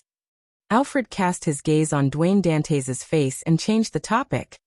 "I thought you would take the opportunity to work at the Lone Charity Bursary Foundation. But you surprised me by choosing to come to the southern continent. Klein maintained his smile from before. For an outsider to truly enter a pre-existing circle is quite impossible just by giving donations, doing charity and hosting balls and banquets. Alfred tersely answered, very wise. After exchanging a few pleasantries, he asked Haggis, did something happen in Kukua? It seemed rather serious. Haggis squeezed a smile. I'm not too sure. I was hiding in an underground bunker at the general's residence. I later heard that there was a lightning storm at Revival Square. Lightning storm? Alfred's gaze turned towards Dwayne Dantes again. Klein nodded and said, indeed. The hotel I was staying at isn't too far from Revival Square. I did see continuous bolts of lightning striking that area. All of that happened in the day. Alfred's gaze turned towards Haggis again. What happened to the scene in the end? Most of the area was in shambles. There were marks of lightning strikes. Haggis didn't hide the truth at all. Alfred nodded gently and pointed to the side before saying to Haggis and Dwayne Dantes, I still have other matters to tend to. We can chat again when the opportunity arises. See you again, Klein politely replied. It made them appear to be at a social gathering instead of being outside a munitions warehouse. He was watching Alfred Hall leave when his body trembled. His head made an abrupt turn to the side. In the primitive forests that covered East and West Balam, a figure was slowly outlined with his back bent. He had a fleshy face with slightly brown skin. His clothes were baggy, and he had a rapier by his waist. In his hand was a silver mask. Looking to his sides, this figure straightened his body. He was none other than Admiral Hell Ludwell, who had previously entered the underworld. However, at this moment, 2 clumps of blood-red flames were burning in his eye sockets. He looked completely different from before. I'm starving. Ludwell opened his mouth, letting out a sigh that seemed to come from his chest. He then cast his gaze in a different direction, muttering, the owner of this marionette is over there. Fate has brought us together again.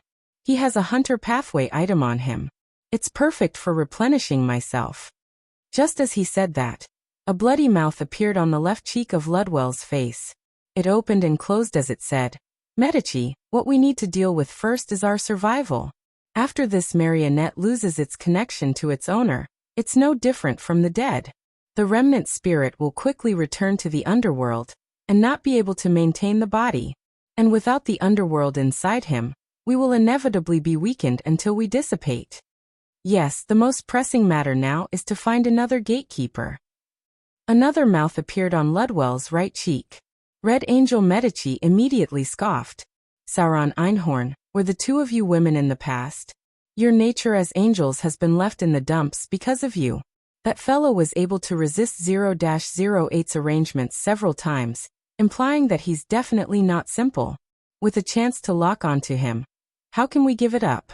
Once this marionette completely dies, things wouldn't be that simple again. Besides, the hunter pathway item on him can effectively extend our existence. Once we finish him, it wouldn't be too late finding a gatekeeper. The bloody crack on Ludwell's left cheek immediately scoffed. Medici, have you sacrificed your brain to the true creator?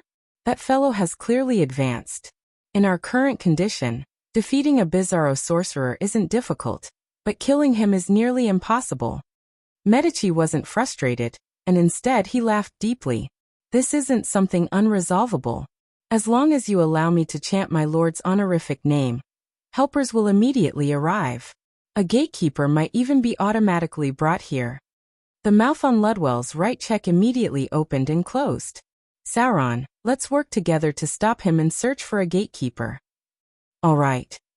The mouth on Ludwell's left cheek didn't hesitate to reply. Upon seeing this, Red Angel Medici laughed. The 2 of you have fallen for it. My goal has been met. I can confirm that the 2 of you were previously women. The 2 mouths on Ludwell's cheeks roared. Shut up. Humph, we've been merged together for 2,000 years. Would we not know what tricks you're up to? There's no need to struggle again. As they spoke, the colors around Admiral Hell Ludwell instantly saturated and stacked upon one another. He had entered the spirit world and began traversing it. Outside the munitions warehouse, Klein finally retracted his gaze as his premonition for danger vanished. For that one moment he had a baffling feeling, but he was unable to project the corresponding scene in his mind. What happened? Klein muttered to himself. Without waiting any further, he threw the suitcase in his hand to the officer who was in charge of handing and taking over. Then he said to Haggis, "The rest is yours. You can give me the rest of the payment." He was referring to the heavy case filled with gold bars and coins. Haggis had planned on having drinks with Dwayne Dantes after the completion of the deal to celebrate its success, and to discuss any future deals. He never expected Dwayne Dantes to be in such a hurry to leave. "All right. It's on the carriage," he pointed and said. Alfred, who had already walked quite a distance, turned his head to look over, perplexed. He wasn't sure why Dwayne Dantes wasn't following the pre-designated procedure.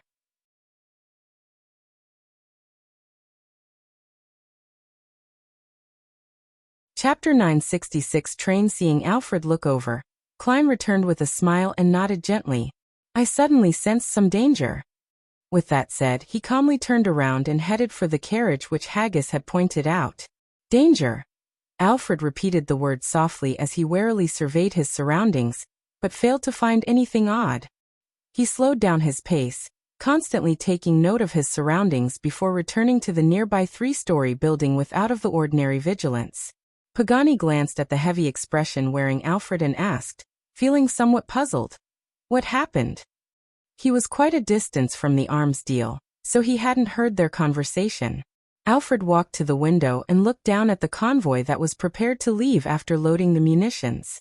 He deliberated and said, "Dwayne Dantes suddenly left, saying that he had sensed danger." Danger?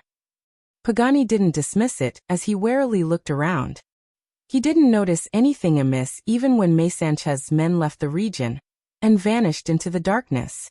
He then laughed. "Haha, Alfred, I think you're too sensitive. I believe it's solely because Dwayne Dantes is a coward and was unwilling to stay here for too long." Alfred retracted his gaze and frowned. Perhaps. After returning to his hotel, Klein made Enzo, who had turned into a mixed-blood lad, open the suitcase in his hand. He took out the gold coins and bars one by one and did the count. It was valued at a total of 30,000 lone gold pounds. Thankfully, my previous agreement with Miss Messenger is 10,000 lone gold coins. I don't need to make any additional conversions. Sitting leisurely in the reclining chair, Klein drank the sweet and sour but refreshing water as he monitored his marionette's work. After Enzo separated the items, he took out the adventurer's harmonica and blew into it. Rionette Tinker walked out of the void with the four blonde, red-eyed heads in hand. It was as though she was constantly nearby. Her 8 eyes turned towards the pile of gold coins and gold bars that had been separated. After a few seconds, the 4 heads in Rionette Tinker's hand said, "Very good. In the future, missions will cost more. What's the logic behind this? Why are you raising the price after the mission despite me paying you so quickly?" Klein was taken aback as he asked with a straightened back. "What?" Rionette Tinker's 4 blonde, red-eyed heads nodded seriously.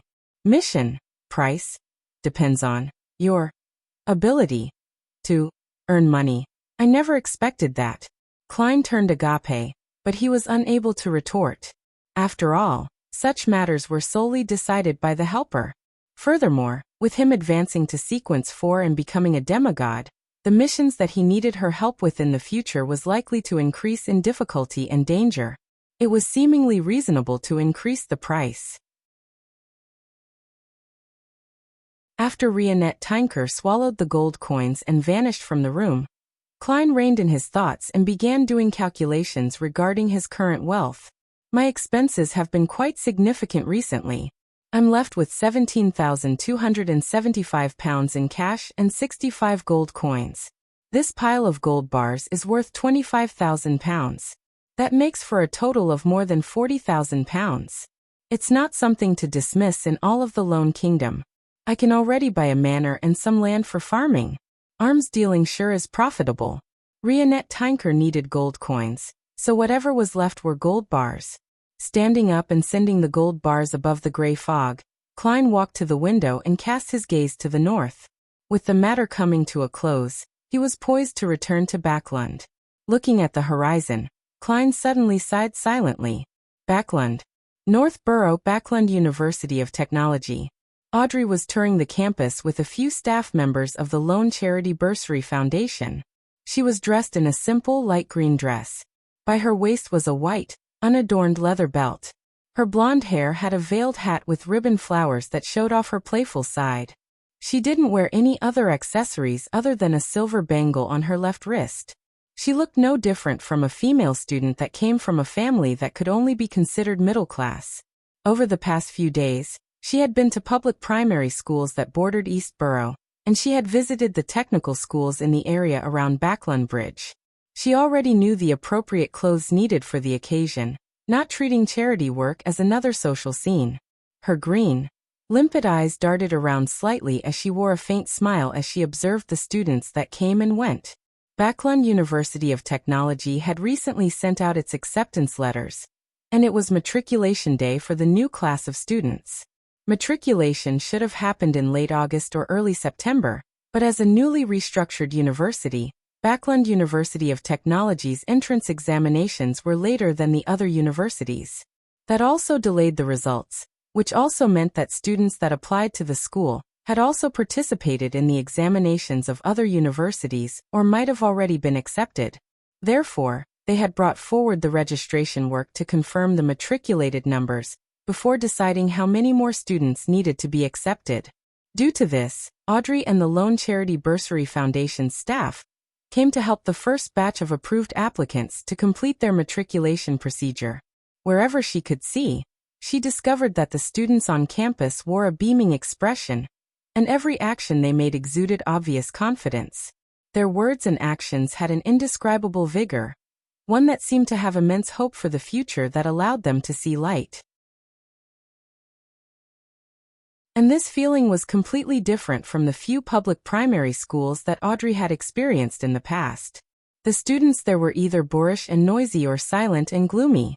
A common trait of theirs was being uneasy and confused. Whenever they encountered strangers of status, they would be filled with trepidation. Their eyes were dull, lacking the spirit that youths ought to have. I really wish those kids will have a chance of receiving higher education and be like the students here where they can work hard for a better future. As Audrey sighed silently, she swept her gaze to a male-female duo who were likely siblings. The elder brother had clearly stepped into society and started working. He wore a silk hat and wore a rather thin black formal suit. He appeared to be in his 30s and had the air resembling a civil servant. He had borrowed a rather old camera from somewhere and had placed it on a tripod. He gestured for his younger sister to move and adjust her pose as he searched for the best angle. The sister was about 17 or 18, and her black hair simply cascaded down. Her brown eyes had a look of exasperation, but she didn't say a word as she seriously listened to her brother's instructions. Such combinations were everywhere on campus. Some of them had parents and their child, while others were groups of friends. What a beautiful scene. Audrey looked away and continued proceeding forward. It was a square, and in the middle of it was a decommissioned steam locomotive. Its massive body was standing there proudly, adding industrial vibes to the Backlund University of Technology. Whoosh! The behemoth-like steam locomotive spewed out smoke as it hauled its long body into the platform before slowing down a stop. A mixed-blood 7- or 8-year-old girl who looked like a doll held her mother's hand as she waited in a long line. She asked her father, who was similarly mixed-blood with Lone and Balam heritage, about Desi Bay. Amidst her shuffling, she saw a gentleman with white sideburns and a top hat holding a golden-laid cane. He had a servant with brown skin as he walked towards first class. The servant looked around curiously and said, "Sir, the recent situation is different from what I had imagined. I thought the people from Balam would lead tough and difficult lives, with squalid, chaotic, poor and repressed surroundings. But there was none of them. We even drank water and smoked East Balam cigarettes. There were even some people who could afford bikes. As you know, although I have Balam blood in me, I was born in Backlund. I've never been to the southern continent. Of course, my Dutanese is still not too bad." The very noble middle-aged gentleman chuckled and waved his cane. "That's because we only went to the cities and regions that aren't too bad. The saddest people of Balam are in the villages, in the plantations. The rest take up residence around the factories, creating slums. We never had a chance to see them. As though sensing the girl's notice, the gentleman with his deep blue eyes and his servant looked over and gave a warm smile. The corners of their lips clearly curled up, revealing 8 teeth before they nodded gently, looked away, and continued on their way. Before long, the girl and her parents boarded the steam locomotive and found their seats. When the whistle sounded again, the girl saw a man with dark brown skin, soft facial features, and red lumps on his cheek walk over with his head bowed. His hand pressed on his hat as he quickly walked down the aisle and headed for the head of the train. The man knocked on the partition before quickly entering the operator's compartment and said to the train driver, "All the train attendants have been swapped with our men. The bridge ahead is where the sacrifice will be held." With a thick mustache, the train driver nodded and said, "May God be satisfied with the sacrificial items on this train. Let's hope we can gain eternal life in the kingdom." Whoosh! The steam locomotive drove under a bridge before cruising past a huge bridge.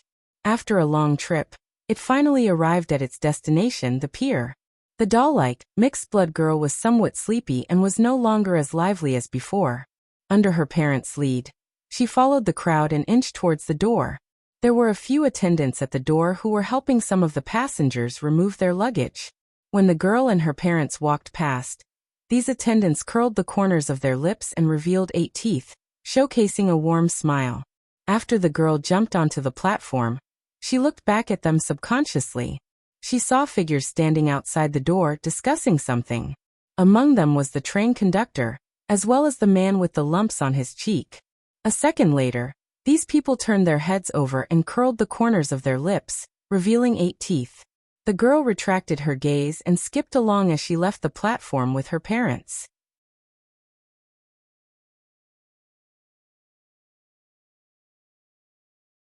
Chapter 967 Revelation. Cold winds blew across the platform at night, causing the hanging gas lamps to sway. The light of dusk stretched and shortened from time to time in this scene, allowing the steam locomotive that was silently parked on the tracks to oscillate between being cloaked in shadows or escaping the darkness. It had an indescribable sense of gloom and death. At this moment, a squad of black and white checkered policemen entered the platform. Under the lead of the railway company's duty manager, they walked to the huge train that appeared old. For some reason, after the passengers disembarked, all the train staff, including the train driver, returned to the carriage and never came out again. I.S. sent people to look for them and get them out to have some rest.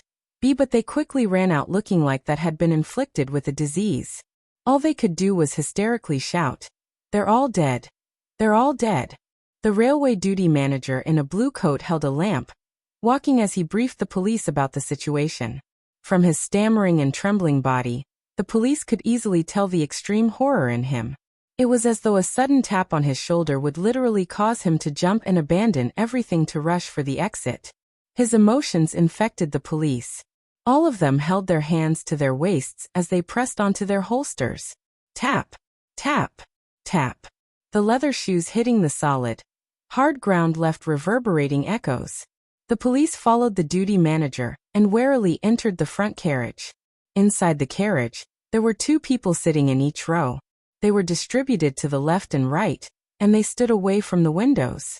At that moment, they were leaning against the backs of their seats, motionless. Through the illumination of the gas lamps outside and lanterns in their hands, the inspectors leading them very quickly recognized the scene before him. Here were the staff of the steam locomotive. They were wearing blue uniforms that differed for men and women, and they were sitting in different seats in silence. Their faces were pale and their eyes wide open. Although there wasn't any sounds of breathing, the corners of their lips were curved up, revealing 8 teeth. Everyone present felt their hair stand up upon seeing the uniform smiles as they subconsciously held their breaths. This was an extremely bizarre and terrifying scene. All they wished was to turn around and leave, beginning investigations only when it was bright. The leading inspector drew 2 deep gasps before he instructed the constables beside him. "Go confirm if they are dead." Upon saying that, he glanced at the duty manager. "Follow him and see if there's anyone missing or excess people included." "All right, officer," the duty manager said with a trembling voice. As he and the constables ventured deeper into the carriage, the other policemen drew their revolvers and remained on high alert. In an unbearable silence, time slowly ticked by until finally, one of the constables stopped at the end of the carriage, turned around and shouted, "It's confirmed. All of them are dead." The railway manager stuttered immediately after him. "There are two missing. The train driver and the train conductor." The inspector calmed down significantly when he realized that nothing had happened all this time. He thought and said to all the constables, "Maintain the corpse's present state and await an autopsy." Meanwhile, split into two teams. One team is to head to the other carriages to search for the train conductor and driver, while the other team is to check the scene for clues and relevant information. Once the sun rises, we will begin investigations starting with the train personnel and the passengers who were previously on board. We will search for any commonalities and peculiarities. Although many passengers didn't present their identification documents when purchasing tickets, the inspector believed that it was possible to find people who had registered themselves and learn from them of any abnormalities on the train or passengers worth paying attention to. Just as he said that, a biting cold wind stirred, blowing through the carriage. When all of this came to an end, the inspector was about to emphasize his orders when he suddenly noticed something amiss. The steam locomotive staff members who were in their seats still had their eyes open with their whites showing, and their faces pale. However, their mouths had closed at some point in time and were no longer showing their 8 teeth. Inside a luxurious hotel room, the wall lamp shone brightly onto the carpeted region where a desk stood. Klein had transformed into Gehrman Sparrow and was sitting on a single-seater. He had his left leg crossed over his right. Beside him was Enzo, who looked like a native. In front of him stood a row of cultist marionettes. They were the people involved in attempting to make a sacrifice on the steam locomotive. The man with the lumpy cheek, the train conductor and the train driver. They had circled from different streets, donning different looks to gather here. "Who made you do the sacrifice?" Klein asked in a deep voice. After advancing to sequence 4 and becoming a bizarro sorcerer, not only was he able to read the thoughts of his marionette's superficial consciousness, he could also use the increased control of spirit body threads to do things similar to spirit channeling. Of course, the higher the level of the marionette, the poorer the effects of the spirit channeling. After a brief silence, the conductor, who was clearly lone with rather thick body hair, said blankly, "It's a revelation from God." "Which God?"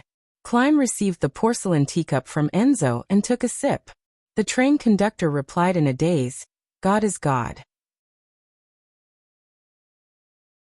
There are no others." Klein lowered his cup and asked, "How did he reveal his revelation? What was said exactly?" The conductor instantly turned reverent. "He gave a revelation through a divine item, requesting us to sacrifice many lives to pleasure him. In return, he will give us eternal life in his kingdom." Sacrifice many lives. Compared to the numinous episcopate, the Rose school of thought prefers doing such things. They have always been infamous for blood sacrifices. But to have eternal life in God's kingdom is closer to the numinous episcopate's beliefs. Of course, I can't eliminate the possibility that it was fabricated. Klein pondered for a moment and asked, "What divine item?" The train driver didn't reply as he glanced at the man with the red, lumpy cheek. The man then took out an item from an inner pocket. It was a cloth doll of shabby craftsmanship with curved eyes and mouth. "God will issue us commands at a specific time through it. I bought it at a flea market," the man with the lumpy cheek said slowly without any perturbation in his tone. This. Klein instantly thought of many possibilities before getting Enzo to take the cloth doll and scrutinize it carefully, but he didn't discover anything odd. With his experience, this meant that the problem wasn't with the doll. That meant that there were two possibilities. First, someone was using the doll as a decoy while acting as a deity nearby. Second, it was a truly secret existence who had specially labeled the item to send a revelation. If it's the former, the train attendant's death would have been discovered, and preparations would have been made. If it's the latter, perhaps nothing has been detected. Klein contemplated for a moment, and made Enzo place the cloth door on the desk in front of the window. He then stood up and instantly transformed into another train attendant, and stood with the row of cultists. Similar changes happened when Enzo returned. After an unknown period of time, the night grew deeper. Suddenly, on the desk bathed in crimson moonlight, the cloth doll with curved eyes and mouth moved its limbs and slowly stood up.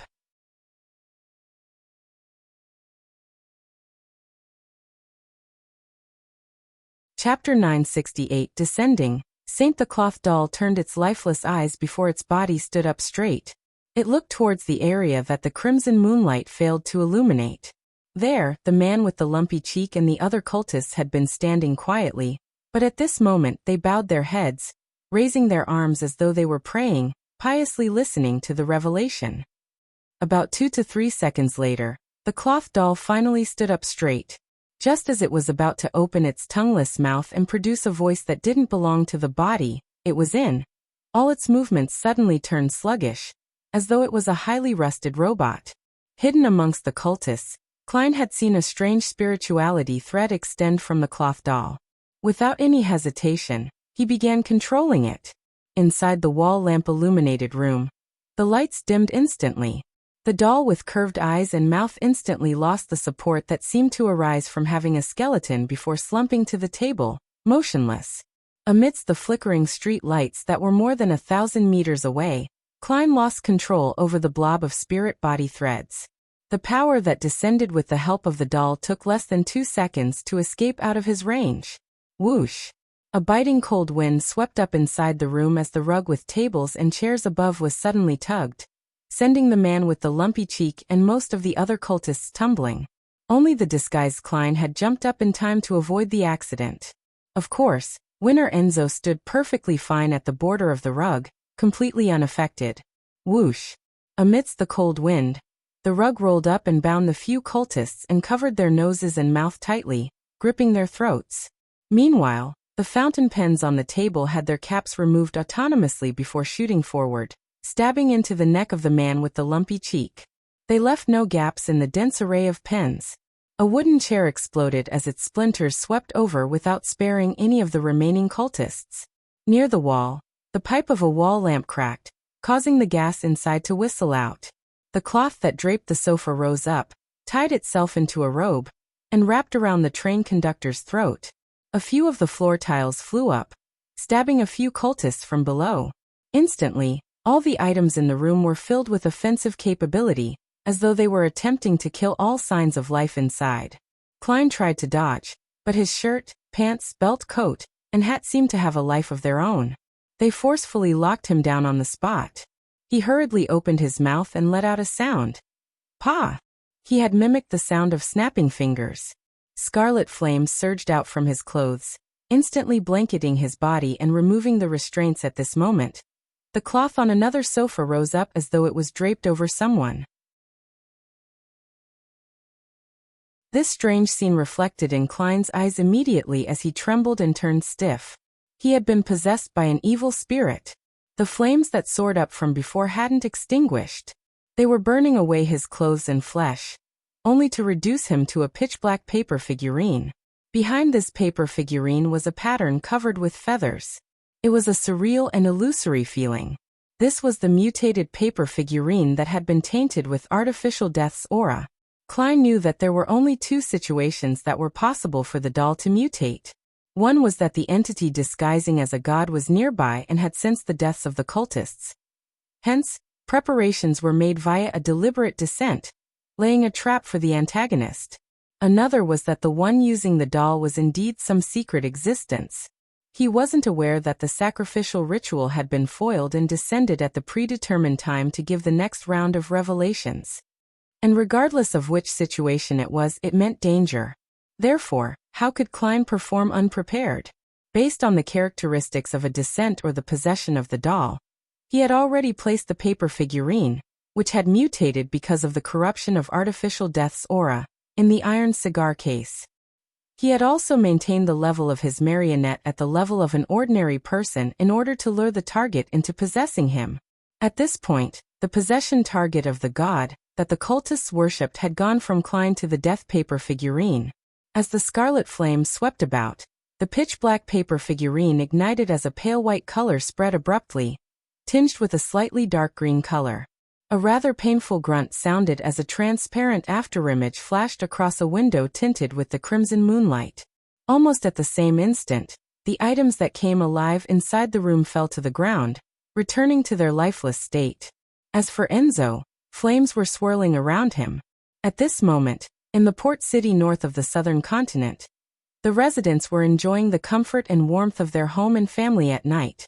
They didn't notice that their glass windows and the surfaces of the wall lamps would dim before quickly returning to normal. Alongside this dimming environment, the flames in the fireplace either intensified or dwindled. The remnants in the kitchen were ignited and snuffed out. During this process, the glass windows in that room dimmed the most, and the fluctuations in the flames kept happening. However, the believers in the room were praying to the primordial moon, paying no notice to what was happening. After an unknown period of time, the crimson moonlight brightened a little, as though covering the entire city in a light veil. Such brightness quickly returned to normal as a scarlet-red flame flared up on a silver candle on a dining table. Enzo walked out of it as his body and face rapidly changed into Gehrman Sparrow. Just moments ago, at the instant when the crimson moon brightened, he had lost his target.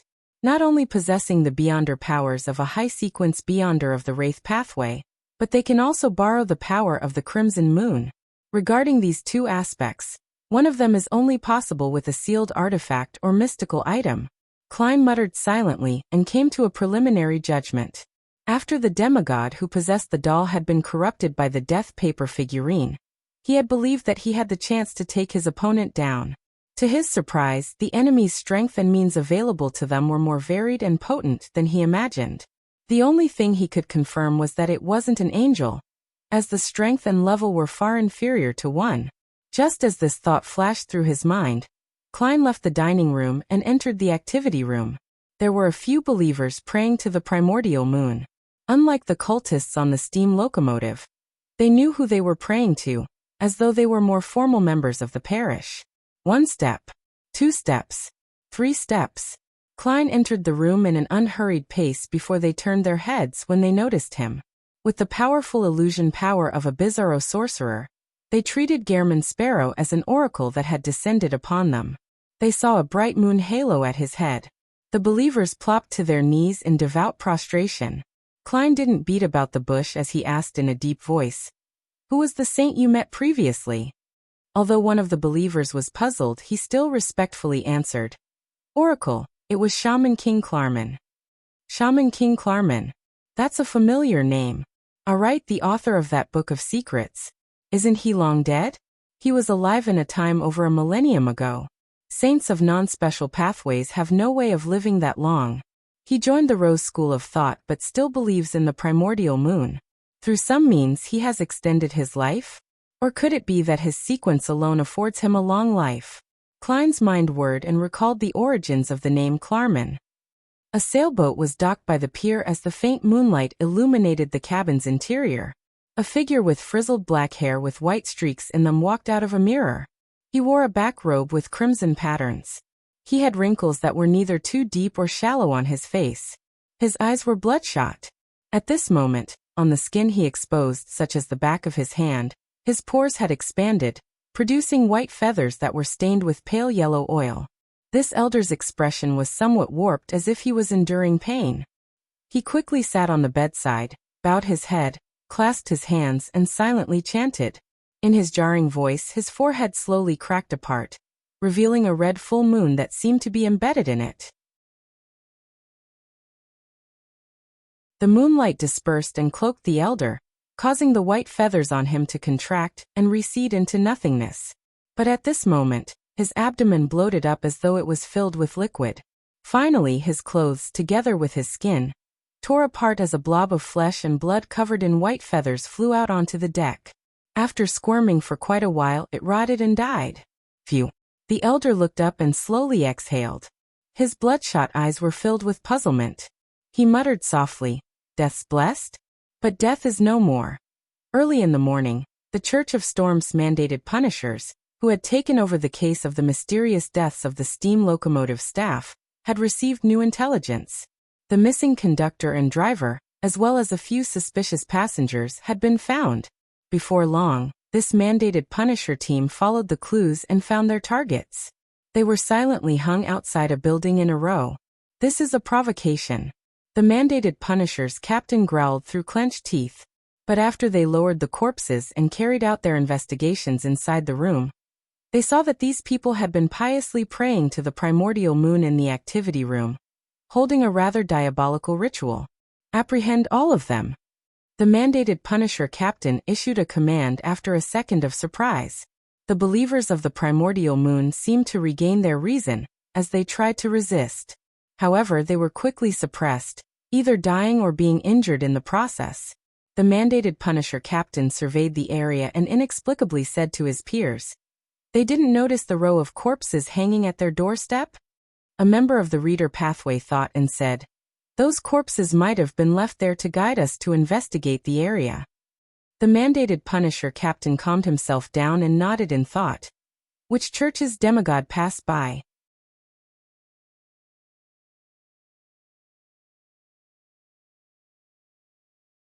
Chapter 969. Duke Backlund, Westborough. Within the Odora family's villa, Emlyn White, who had been summoned, took off his hat and coat, and entered the activity room to wait.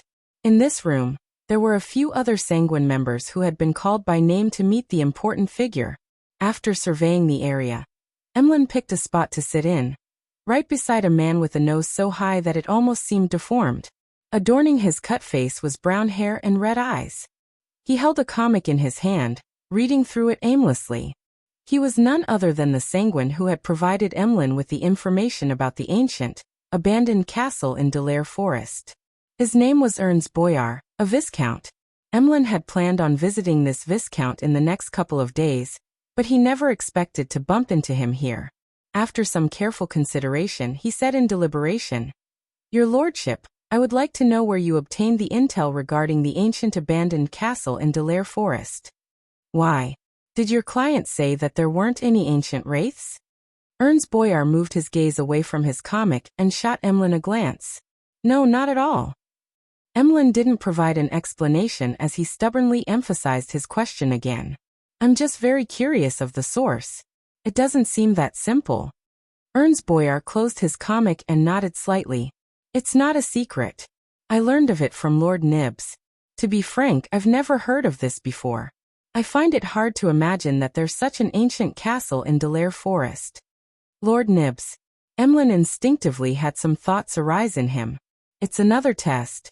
But isn't such a test too dangerous? It even needed Mr. Fool to resolve it. Emlyn frowned slightly as he recalled the details he had contemplated previously. He probed. "Your lordship, then why didn't you explore that ancient castle? I remember you being an archaeologist. And during this process, you'll be able to obtain the corresponding beyonder ingredients of an ancient wraith. Lord Nibs told me that it's very dangerous. One shouldn't approach it unless they're at the level of Earl." Emlyn's mouth gaped as his expression fell into a daze. He then held back his anger and asked with a suppressed voice, "Then why didn't you warn me?" Ernst laughed.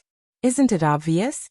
How can a location with beyonder creatures present, one that's known by us Sanguine, still exist if not for special reasons?" Emlyn fell into a daze as Ernst added, "Normal reasoning should be like this. Ancient wraiths might exist in some place in Delaire Forest. People have encountered it before, but they were unable to find their origins.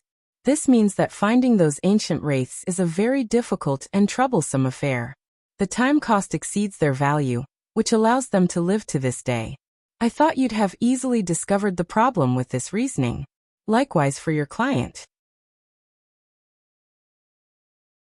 If they had chosen to take action, they must have had possessed the corresponding confidence." At that instant, Emlyn felt that Viscount Ernst made plenty of sense, and he could hardly rebut him. He believed that it was because he and Miss Magician were too foolish, resulting in her slamming headfirst into danger. It had nothing to do with him. The next instant, Emlyn felt embarrassed and frustrated, filled with anger towards himself. Finally, Emlyn figured out another problem. Regardless of whether the intel exposes any danger or not, Ernst Boyer should have clearly informed me of this point, because figuring out the level of danger, the source of danger, and how the danger manifested itself, it held immense importance in the subsequent exploration, one that can't be missed. He did it on purpose. Emlyn came to a final conclusion as his scarlet eyes narrowed. He raised his chin and said, "Indeed. It's easy to tell, but I'm more curious about the danger lurking in that ancient abandoned castle." Ernst picked up the black tea that nearly resembled the color of blood and sipped it. "I'm not sure either. Lord Nibs didn't mention anything." Emlyn's expression sank. Just as he was about to make a derisive remark, he suddenly saw Odora Cosme walk into the activity room and look at him. "Emlyn, it's time for the meeting." "All right." Emlyn reined in his emotions and pressed onto the bottom half of his vest, standing up unhurriedly. Following him down the stairs underground, he finally couldn't help but softly ask, "Baron Cosme, who am I actually meeting? How should I address him?" Cosme, who looked like a middle-aged gentleman, didn't hide the truth. He replied with deep respect, "Duke Ulmer." "Duke Ulmer." Emlyn subconsciously straightened his back and cast his gaze to the lamps on the wall. He appeared to use the reflection of the metal surface to check on his appearance. He was one of the 3 dukes that held up the Sanguine, an ancient powerhouse who existed before the Cataclysm. His title was Round Moon, with an age exceeding 3,000 years. He had once followed in the footsteps of ancestor Lilith. Without a doubt, this was synonymous with the history and glory of the Sanguine. After passing several secret doors, Emlyn and Cosme arrived inside a metal gray hall. The ground and walls were filled with green grass, flowers, and grain. Insects were crawling between the plants, making Emlyn feel as though he had left the city and arrived somewhere rural. He felt life thriving all around him. Such a scene didn't seem too odd, but on careful inspection, there were many strange points. The grass had mouth-like crevices with fibers flying out of them to capture the insects. The flowers used their leaves as hands to harvest pollen for themselves. The grains were heavy, occasionally emitting wailing from inside. There was a myriad spectrum of extraordinary insects. Some had snakes for heads, others birds. These things grew lusher the closer it was to the middle of the hall. Surrounding the area was a grave filled with exuberant spirits. Cosme faced the grave and reverently bowed. "Your Grace, Emlyn White is here." "Good afternoon, Your Grace." Emlyn didn't don his usual arrogance and was, in fact, a little flustered. Inside the grave, a mellow voice which didn't betray its owner's age chuckled. "A very outstanding young Sanguine. Cosme, you may leave for now." "Yes, Your Grace." Cosme bowed in response, and left the metal gray hall that was filled with freshness. Emlyn stood there, listening to the mellow voice from the grave. "In the morning, Nibs informed me that you obtained the artificial vampire Beyonder characteristic that corresponds to the Viscount title?" "Yes, but it has been corrupted and requires purification." Emlyn hadn't mentioned the need to remove the mental corruption in the Beyonder characteristics, because he believed that it was a trivial matter to the Sanguine.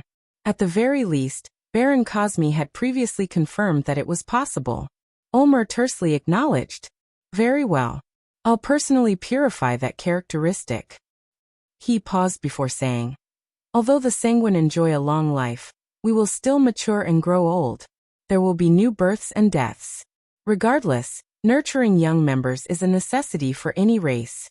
As for the excellent talent and outstanding abilities you have recently showcased, they have made you a target we place great importance on. Therefore, I personally came to meet you to give you some tests so as to expedite your growth." Excellent talent and outstanding abilities. Emlyn raised his chin slightly higher once again. He then sighed inwardly. Indeed, just as Mr. Hangman determined, there will be a test and mission, as well as an interview. Amidst his overflowing emotions, Emlyn replied reverently, "I'm always prepared." "Not bad." Ulmer's mellow voice sounded from the grave. "Your next mission is to find the key members of the Rose School of Thought that are hiding in Backland. There are very few clues for this, and many situations will require you to carry out the investigation by yourself." Rose School of Thought. They have a grudge with us, Sanguine? They seem to be taking in some believers of the primordial moon? Emlyn actually knew quite a bit about the Rose School of Thought via the Tarot Club, but he deliberately hid this without showcasing it. Apart from taking in believers of the primordial moon, they have in their possession one of the holy artifacts of us sanguine. It was something left by the ancestor. We need to retrieve it. There was a solemnity in Ulmer's voice. Left by the ancestor. Holy artifact of the sanguine. Emlyn didn't hesitate to say, Your Grace, I'll work hard to find the key members of the Rose School of Thought in Backlund. Ulmer's voice turned mellow. Very good. Get some of the intel from Cosme in a while, and seek out an incisive point. Emlyn was already eager to do so, but he still restrained himself, asking in deliberation, Your Grace, do you know about the abandoned ancient castle in Delaire Forest? You wish to head there? It's very dangerous, Ulmer said from inside the grave. Emlyn didn't explain as he directly asked, What kind of danger? Ulmer chuckled. That ancient castle might be older than me, even older than Delaire Forest. I do not know who built it. I only know that there's something sealed underground, and it hides an immense secret. Any creature that approaches it will be in danger of being corrupted by the force within. We once imagined that it has something to do with the abyss, but a devil suffered corruption after being thrown into the ancient castle as well, turning crazy and chaotic from his cold and cruel demeanor. Then why didn't you attempt to open the seal to figure out the situation? Emlyn mumbled inwardly, but didn't say a word. Ulmer didn't speak further as he ended the conversation and dismissed Emlyn. In the evening, Backlund was covered with dark clouds as a drizzle began falling. Emlyn White wore a hat and walked under a sheltered veranda. His scarlet eyes locked onto Viscount Ernst Boyar, who was browsing some antique stores. He was upset that Ernst had given him incomplete intelligence, so he had subconsciously tailed him after leaving the Odora villa. But after a while he felt lost. He hadn't figured out how to deal with Ernst or how severe a lesson he should teach him.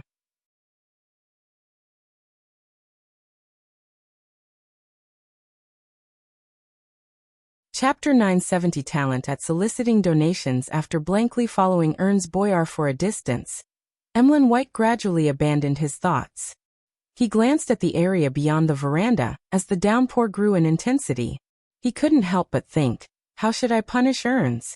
Although he had done so because he likely followed orders or a cue, it's still despicable.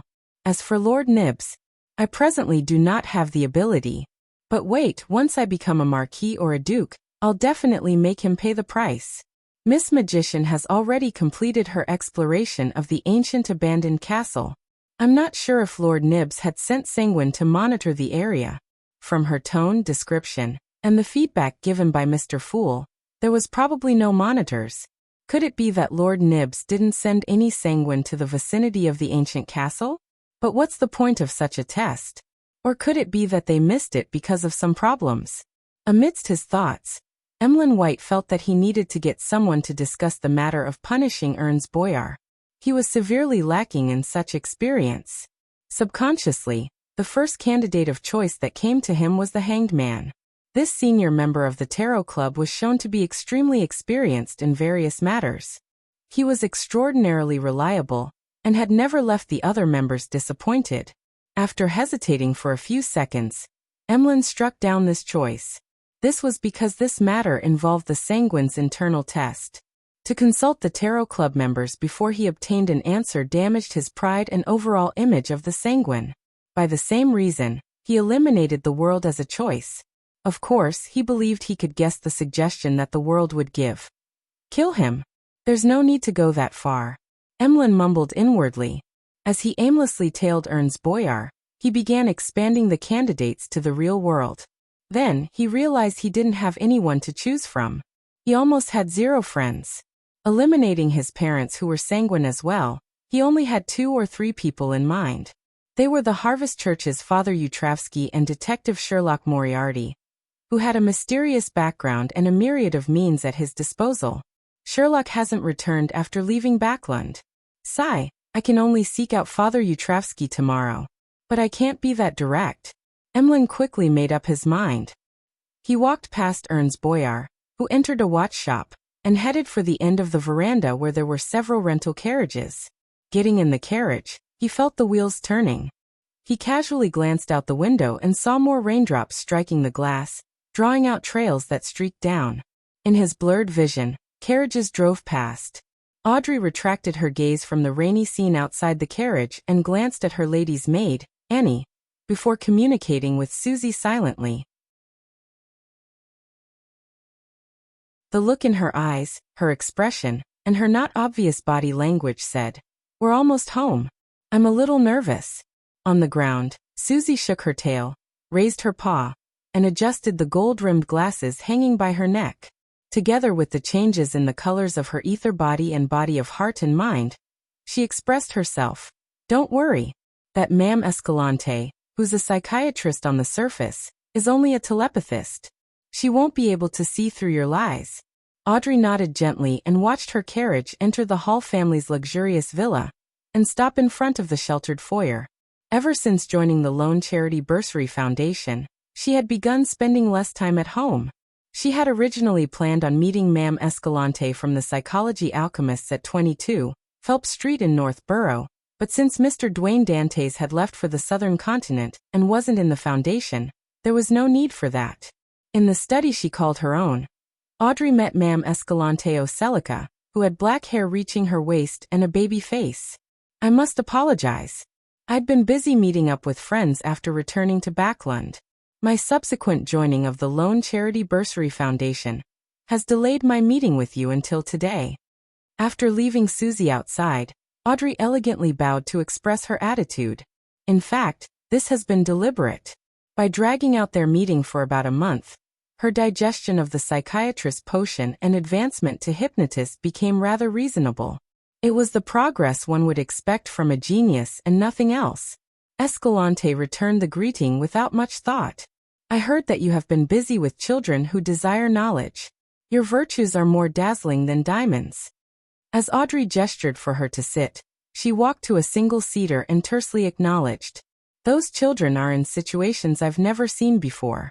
There's often a voice inside me that's urging me to do something. Ma'am Escalante, if you're free, you can join me and the staff of the Lone Charity Bursary Foundation to go visit the different schools. There, you will get to see what most children in the world are experiencing." Having said that, she chuckled as though being self-deprecatory. "I apologize. I've recently been accustomed to kickstart such topics. It's because I wish for more nobles and the wealthy to involve themselves in such charities. I hope they can donate more to help even more children." After hearing Audrey, Escalante replied somewhat uncomfortably, "I will do so. I'll also donate some money to the Lone Charity Bursary Foundation." "No, I'm not forcing you to donate. This has to be an action that comes from the heart, and something voluntary. I only wish for you to take a look and then inform the people around you of these children's plight and their possible futures. This includes the members of the Psychology Alchemists." Audrey shook her head, rejecting Escalante's suggestion. "All right."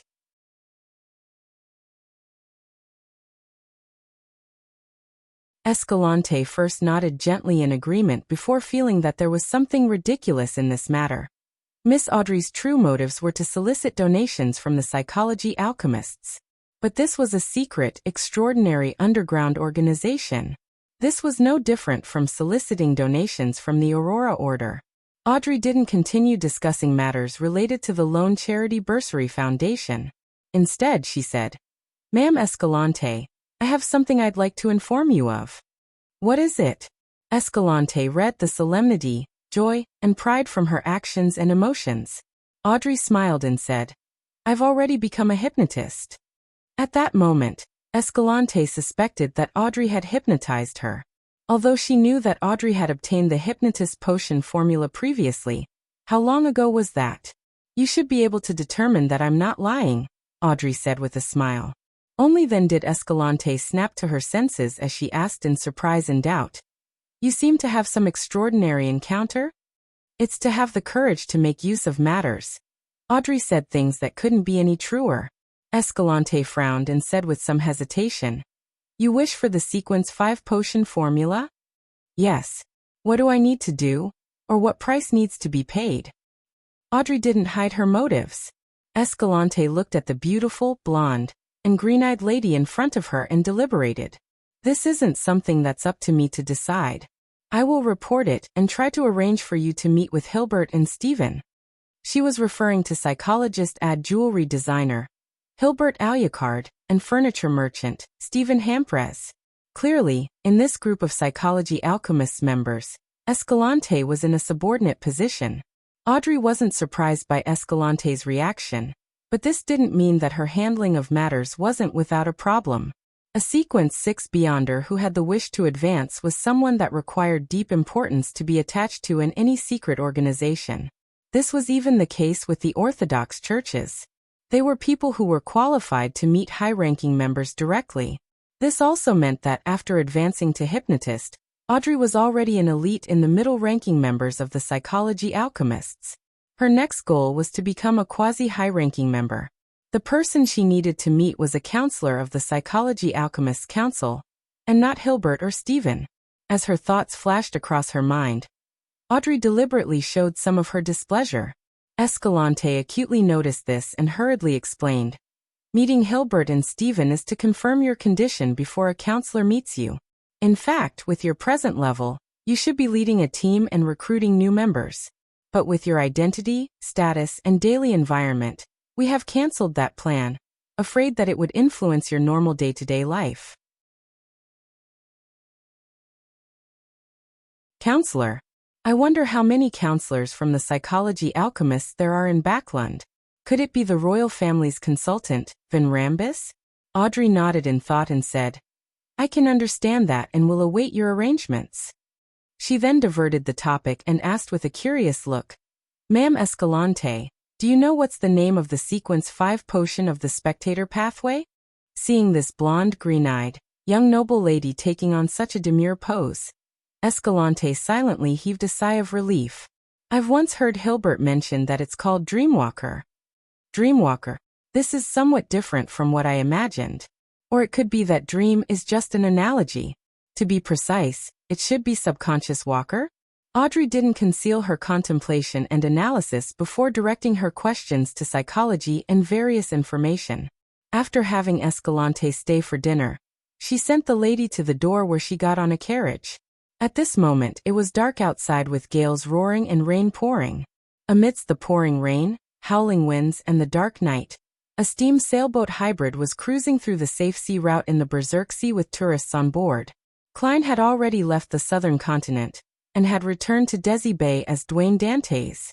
Amidst the shaking ship, he suddenly woke up, got out of bed, and headed to the window of his first-class cabin's living room to look outside. Amidst the downpour, 3 huge strange pure black sailboats were silently cruising over. Hanging on their sides were lanterns with 3 black sails on masts almost 100 meters long. And on its deck stood a mottled stone chair that was 2 to 3 meters high, its back facing the cabin. No one was sitting on it. It was the Black Emperor symbol of the King of the 5 Seas, Nast.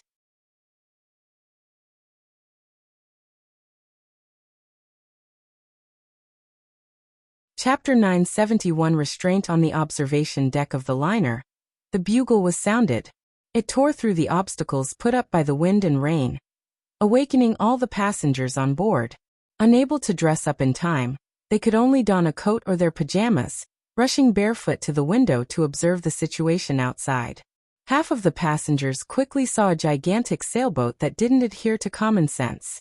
They saw its 3 pitch-black sails and the blob of pale flickering yellow amidst the dark environment. Together with the howling winds, spattering rain, and the moonless and starless night sky, many passengers felt as though the ship was approaching them from hell, bringing with it an inexplicable sense of horror and dominance. After a brief pause and frenzy, a name surfaced in their minds: Black Emperor.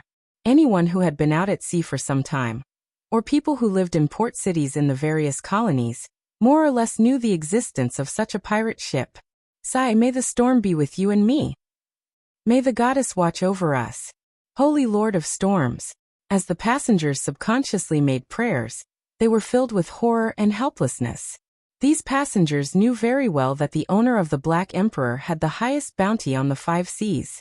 In a particular sense, he was the king of pirates, and was a powerful figure who could remain alive despite the campaigns of the various fleets from different nations. He was definitely not someone the cannons and crew of a liner could resist. This meant that they were about to fall into the hands of pirates. Many women couldn't help but imagine being raped by the pirates and being sold to unfamiliar lands. Some trembled while others collapsed to the ground. Some rummaged for daggers or revolvers. It was unknown if they wanted to resist, or if they were unwilling to face the worst outcome. Having failed to find weapons, some moved a clothes rack to their side. The men didn't react any better. Apart from a number of them drawing weapons in a bid to organize themselves to resist, the remaining froze in a daze or sought places to hide. Others cursed the darn liner and the king of the 5 seas. Finally, the captain's voice boomed into the ears of every passenger via the broadcasting equipment or something else. Silence. Don't be afraid. The owner of the Black Emperor has his own code. He's not like other pirates. His subordinates can only plunder for items and wealth, nothing else. Such words were repeated a few times as the panicking passengers finally calmed down, and no longer exhibited such horror. Compared to the outcomes they had imagined, being able to live and not be raped was an excellent outcome. Almost a minute late, a number of passengers were overwhelmed with sadness, and cried upon realizing how their hard-earned savings would be wiped out. Some of them were doing business through loans.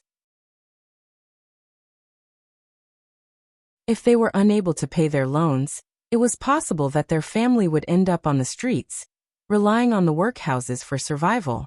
Upon having this thought, they hurriedly took action and hid their wealth in all kinds of hidden compartments, hoping to keep as much as they could from the pirates. After doing this, they held their weapons tight, prepared to fight the pirates to the death at critical moments. Even feral beasts would fight back when cornered, why not humans?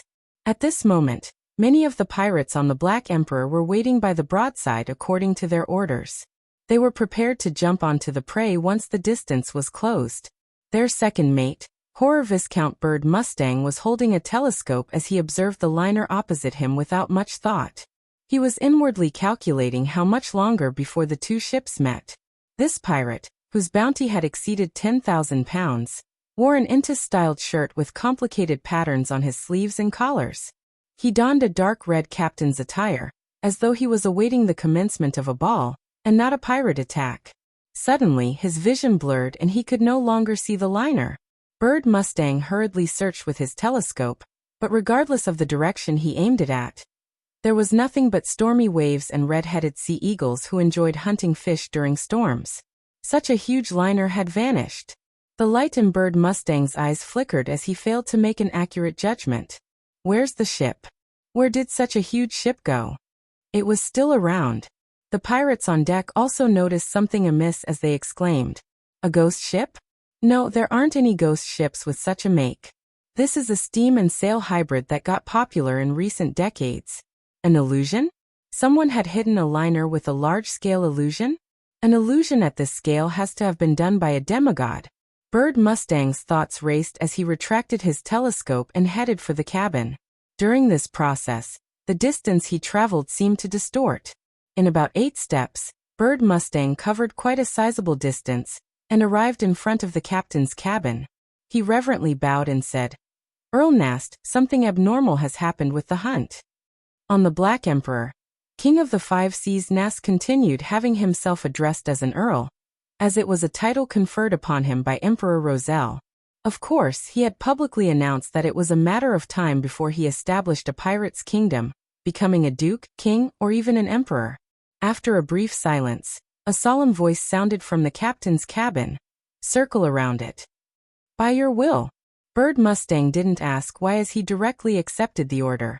Of course, he could imagine the reason.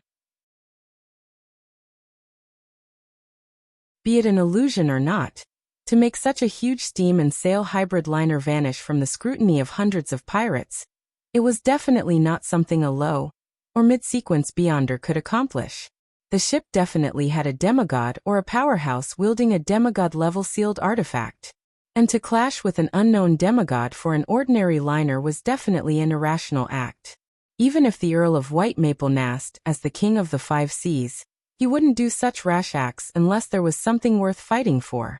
From this angle, the demigod was only hiding on the liner, and had not launched any counterattack. This also implied that he didn't wish to clash with the Black Emperor and the King of the Five Seas. Therefore, he had only exhibited his existence for shock and awe purposes. Bird Mustang immediately got the sailors to leave the broadside and turn the Black Emperor around. At this point, a huge and heavy red-headed sea eagle suddenly flew out of its flock and headed for the Black Emperor, spiraling above the ghost ship. Amidst the pirates' confusion, the red-headed sea eagle looked down upon the deck and spoke deeply in a human's voice. "I wish to meet the Earl of White Maple." Bird Mustang was taken aback for a second before he cast his eyes at the cabin. King of the Five Seas Nast's solemn voice sounded again. Instead of directly answering the sea eagle, he instructed his subordinates, "Let him in." Bird Mustang immediately followed the order as the sea eagle swooped down in the storm. Its body gradually changed and turned into a humanoid form. When it landed on the deck, it was no longer a red-headed sea eagle, but a man with a tall top hat and tuxedo. His face wore a feathered mask. Bird Mustang's eyes dilated slightly as though he was trying to take in the figure clearer. But no matter how much he observed it, he was unable to discover anything abnormal about this exaggerated man. It was as though there wasn't a red-headed sea eagle from the very beginning. A few seconds later, Bird Mustang's pupils dilated even more because he saw the figure's side profile when it walked past him. This man, who appeared like he was an invitee at a banquet, was very thin. His side profile was about the width of 2 fingers. At that instant, Bird Mustang felt as though he was seeing a walking paper figurine, but it was also slightly thicker than one. A monster. He gulped with great difficulty as he watched the terrifying demigod walk towards the cabin. The pirates on deck quickly retreated and leaned against the shipboard as though a nightmare had just walked past them. To them, this abnormally proportioned man was something they had never seen before. It was more harrowing than the many monsters they had seen in the past. At the 3rd story of the cabin, outside the captain's cabin, Klein held the handle, twisted it, and opened the door. The reason he had made himself appear so strange was partially due to having no choice, but it was also partially deliberate. The former was because the red-headed sea eagle wasn't big enough, so after creating the clothes and mask, there was no way to create a normal human's body, even without the innards. The deliberate choice was because he was beginning to try out his theories on acting as a bizarro sorcerer. He had some ideas regarding this. The term sorcerer wasn't key. What was key was to use the methods of a sorcerer to appear bizarre. With a light creak, the dark black door opened, revealing the interior of the captain's cabin.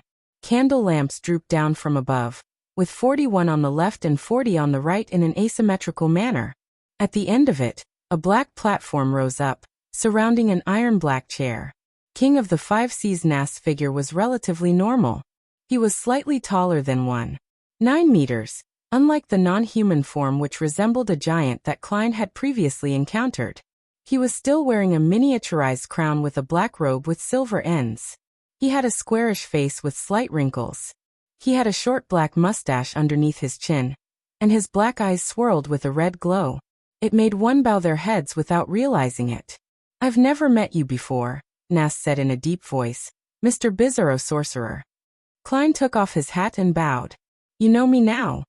Nast made his voice which made spirit bodies tremble resound inside the captain's cabin. "Speak. Why are you visiting me?" "Emperor, I wish to know of your impression of Emperor Roselle. Everyone knows that you and your father have met him in the past far more than once," Klein replied without being affected. Nast swept the paper figurine-like demigod as his dark red light brightened significantly. "Have a seat first."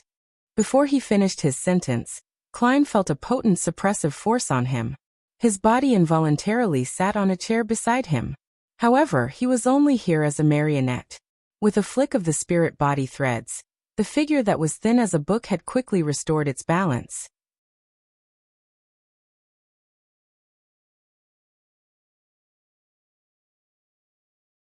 Chapter 972 Nast's memories. With the pressure relieved, Klein casually pulled a chair over and placed it by the door, sitting opposite King of the Five Seas Nast with the entire hall separating them. Although the Pirate King was more than 1.9 meters tall and was sitting on a black platform, allowing him to look down in a domineering manner, Klein didn't play second fiddle in this encounter. He wore his tall top hat again. After a brief silence, Nast, who had the official title of Earl of White Maple, said with a solemn tone, "Give me a reason why I should answer your question."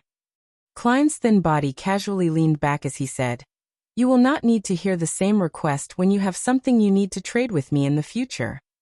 The dark red light flickered in Nast's black eyes as he said, "I basically know all the saints active in this world, but that doesn't include you." Klein caressed the feathered mask on his face and laughed. Without answering, he asked in return, "Have you met Zeratul?" "I've met him twice in Emperor Rosel's palace. I'd also interacted with quite a number of Secret Order members." Nast replied with a calm and direct but extremely domineering tone. "Quite a number of Secret Order members. You should introduce me to them when the opportunity arises." Klein couldn't help but quip. He then smiled and said, "I've also met Zeratul." Nast raised his hand to stroke his short black beard. His already tall figure seemed to burgeon, making the mood in the captain's cabin even gloomier and repressed. After a few seconds, he stared at Klein from above and said, "My impression of Emperor Rosel is very simple. No one is more suitable than him to be the Black Emperor." He didn't explain what Black Emperor meant or pointed to, ignoring if the demigod opposite him understood or not. "Is that so?" From this King of the Five Seas' words, although the Emperor's diary implied that he made up his mind only in his later years to switch to the Black Emperor pathway and make preparations, he had long had such inclinations. He had unconsciously exhibited it, and set up the situation ahead of time. Klein thought in enlightenment. He believed that Nast's impression of Emperor Rosel was limited to that. After all, they had only met a few times. Hence he switched topics. "In the Emperor's later years, did he get you or your father to do something secret?" Nast's crown shook a little as he replied, "Someone had once asked me the same question." Klein laughed and asked with a bold guess, "Bernadette?" "Yes." Nast held the two sides of his black throne with his hands.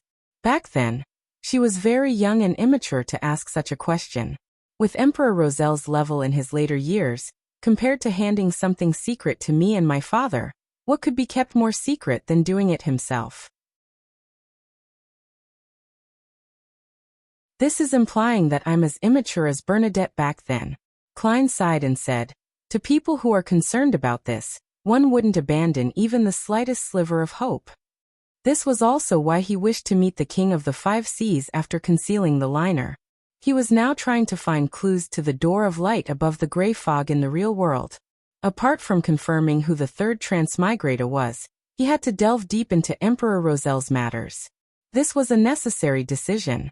The dark red glow in Nast's eyes contracted and expanded. "What's your relationship with Emperor Rosel?" Klein thought and said with a sigh, "We can be considered old friends." After all, they had been above that mysterious door of light, and the cocoons they were in were neighbors with only a thin obstacle in between them. They had been hanging there for centuries or even millennia. This was a connection that stemmed from reality, and psychologically, having read so many of the Emperor's diaries, Klein had long treated the Emperor as a fellow countryman. He shared the same feelings for home and sense of identity with him. Nast stared at the thin demigod who sat by the door before he retracted his gaze and solemnly said, "Any more questions?" Klein was already prepared. He asked in an unhurried tone, "Do you feel that there was anything abnormal about Emperor Rosel in his later years?" The slightly wrinkled Nast remained silent for quite a while before saying, "I don't know enough about him, so I wasn't able to notice anything abnormal. The only thing that made me feel odd was that when me and my father met him, he would stand at a floor-to-ceiling window facing west. He would stare into the distance. This would happen in the morning, noon, and the evening. And that room wasn't the only one with a floor-to-ceiling window. West. Into the distance. The fog sea?" Klein seemed to mutter to himself as though seeking confirmation. He recalled that the Emperor's diary had mentioned of a mysterious primitive island, and he recalled the abyss that hid somewhere in the fog sea. Nast nodded slightly and said, "That was my guess as well." Phew. Klein silently exhaled. After some consideration, he stood up and said, "I'm done with my questions. Please pardon me for my intrusion. Your lordship, I wonder if I can help you in a transaction?" He was fulfilling his promise. Nast fell silent for 2 seconds and said, "Help me find the card of blasphemy that corresponds to the Black Emperor." For an instant, Klein suspected that the Pirate King was testing him, but he immediately felt that an unknown demigod had little to do with the Black Emperor card. He said with a smile, "I'll try my best. However, the questions from before aren't worth a card of blasphemy. If I can obtain it, I'll trade you for the information inside it. Of course, I might only provide clues to that card." Nast caressed the armrest of his iron-black throne and said in a deadpan manner, "So be it." Klein took off his hat again, bowed, and turned to leave before returning to the deck. Under Horror Viscount Bird Mustang and Company's gaze, he raised his arms. His body rapidly contracted as the feather mask on his face spread out. In just 2 or 3 seconds, his entire person became an ordinary red-headed sea eagle. This sea eagle immediately flapped its wings, flying into the dark storm, vanishing from the sights of the pirates of the Black Emperor. "That's a demigod." Bird Mustang looked into midair and sighed. Although making a further advancement at Sequence 5 increased the inclination towards madness and a loss of control, making it highly possible for Beyonders to fail their advancement, the title of being a demigod remained attractive. As long as one successfully took the step, they could attain godhood, allowing their life to undergo a fundamental change. Be it in terms of lifespan or powers, it far exceeded that of humans, allowing them to reign above all. On the liner, Klein abandoned his control over the red-headed sea eagle, allowing it to plunge into the sea to be fish food without anyone seeing it. And at this moment, the passengers on board felt high-strung because the Black Emperor was about to approach. In fact, this should have happened a few minutes ago. But for some reason, the Black Emperor had ignored the liner and headed forward. Yet the liner didn't use this opportunity to escape, and it had instead circled around the Black Emperor, maintaining a few hundred meters from it. This bizarre situation continued for a while before it finally ended, leaving dozens of meters between the two ships. The Black Emperor passed the liner and steered into the stormy night without returning. The passengers and crew watched blankly and realized the reality of the situation only a few minutes later. The Black Emperor was gone. It hadn't attempted to plunder them. A number of passengers cheered while others had tears stream down their faces. A few collapsed to the ground and relaxed. Only a few maintained their lucidity, feeling puzzled as to everything that had happened. However, they were unable to find an answer that agreed with the situation at hand. All they could do was console themselves. The Black Emperor must have completed a plunder already. Since this is a liner and not a cargo ship, it didn't catch its eye. As the euphoria spread across the ship, Klein, donning the appearance of Dwayne Dantes, cast his gaze to the north. Compared to King of the Five Seas Nast, who had only met Roselle a few times, there was another person who knew the Emperor even better. Queen Mystic Bernadette. Being an equal peer to Nast, she had recently been in Backlund. "After I return to Backlund, I'll get Admiral of Stars to contact Queen Mystic and try to meet her as soon as possible." Klein retracted his gaze, drew the curtains, and went to bed.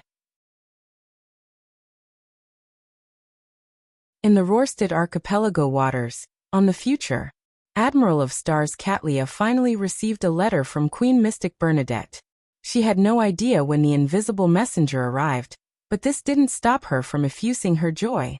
Tearing open the envelope and spreading open the letter, Catlia eagerly read the first line below the salutation. "That's indeed Seal's descendant. That artisan is really Emperor Roselle's direct descendant. I can't allow him to mix with the believers of the primordial moon. I have to bring him on board the Future."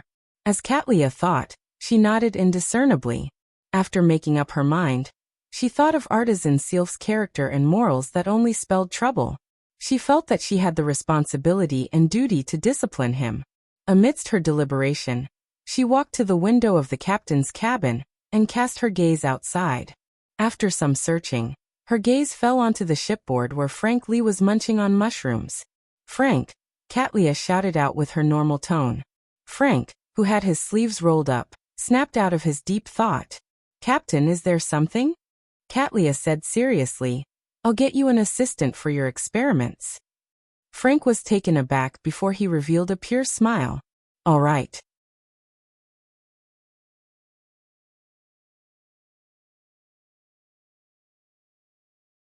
Chapter 973 New Angel. Upon seeing Frank's smile, Katlia had mixed feelings. She then retracted her gaze and turned it to the nearby fishing village where the future was docked. No one expected this place to be an important base of the Moses ascetic order. To avoid the pursuit of the Aurora order, Katlia and her crew had been docked here recently. She wasn't in a rush to set sail but was prepared to go ashore. She planned on using the equipment in the fishing village to make contact with her subordinates who were monitoring artisan sealfin biome. Through that, she could confirm the situation and make plans. Only with this in place could the future set sail again, headed for the capital of the Rorstad archipelago, biome, that was several days away. In Backlund, the sky brightened especially early in July, but the overall temperature wasn't considered hot. It didn't even exceed 30 degrees Celsius.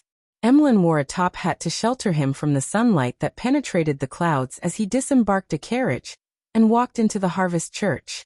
Looking over, he saw the mountain-like Father Utravsky, who wore a brown priest robe and a clergyman's bonnet.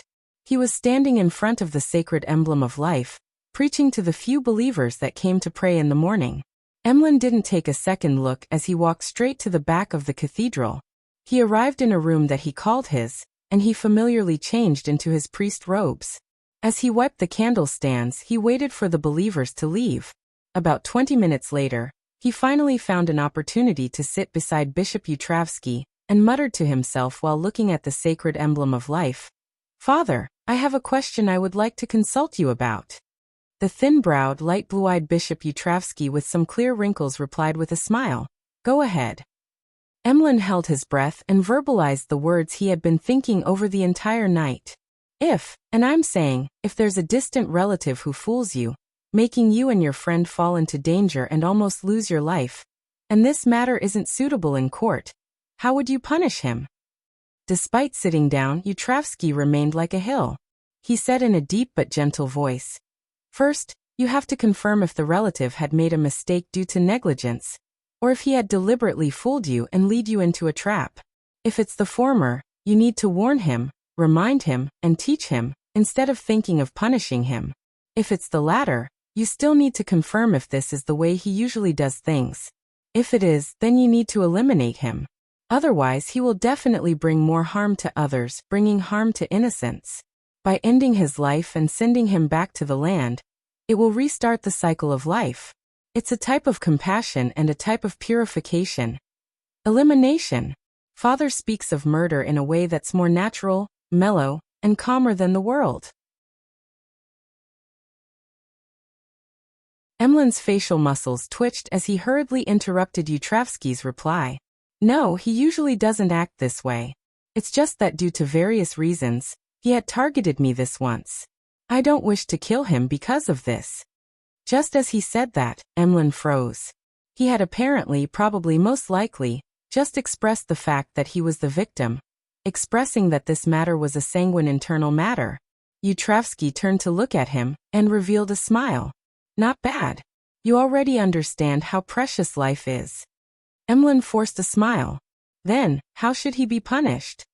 Utravsky looked at the sacred emblem of life in front of him. "I do not advocate appealing to violence. You can bring him here and have him listen to my preaching and reading the Bible. He will understand the value of life and experience the compassion of Earth Mother. He will serve to redeem his sins." "Isn't this what I experienced?" Emlyn was taken aback before realizing that this method was in line with his intentions. This neither caused Ernst Boyar's death, nor was it comparable to simply beating him up and demanding compensation. More importantly, this wouldn't escalate to a conflict that would cause strife among the sanguine. Of course, every method had its flaws. To Emlyn, the biggest problem was, how was he to bring Ernst Boyar to the Harvest Church? From the moment he began doing volunteer work here, all the sanguine in Backlund knew to avoid this region. Ernst Boyar was no exception. It was impossible to trick him into coming in. And if he resorted to violence, Emlyn believed that, with the ring bestowed to him by ancestor Lilith, as well as Miss Magician's powerful spellbook that could be rented, defeating Ernst Boyar wasn't a difficult endeavor. However, To control him wasn't simple. After all, he was a sanguine viscount, equivalent to that of a sequence 5 beyonder. In addition, although Ernst Boyar wasn't too old, he had quite a collection. Under such circumstances, the extent of which to directly taking action was hard to gauge. It could easily lead to death, and Emlyn would be blamed for perhaps I need some help. In Backlund there are many members of the Tarot Club. If we work together, we should be able to easily control Ernst. I can't expose my identity because of this. The cooperation should be done in stages, so that we don't have to meet. Amidst his thoughts, Emlyn had made his decision. He planned on assigning a mission during the tarot gathering next week in search for help. He nodded gently in response to Father Utravsky's suggestion. It sounds pretty good. I plan on making a decision a few days later after calming down. Father Utravsky nodded and smiled. Fruits are obtained from planting them. It's a long process that requires patience. From the looks of it, you have understood this point. Of course, it's such a simple principle.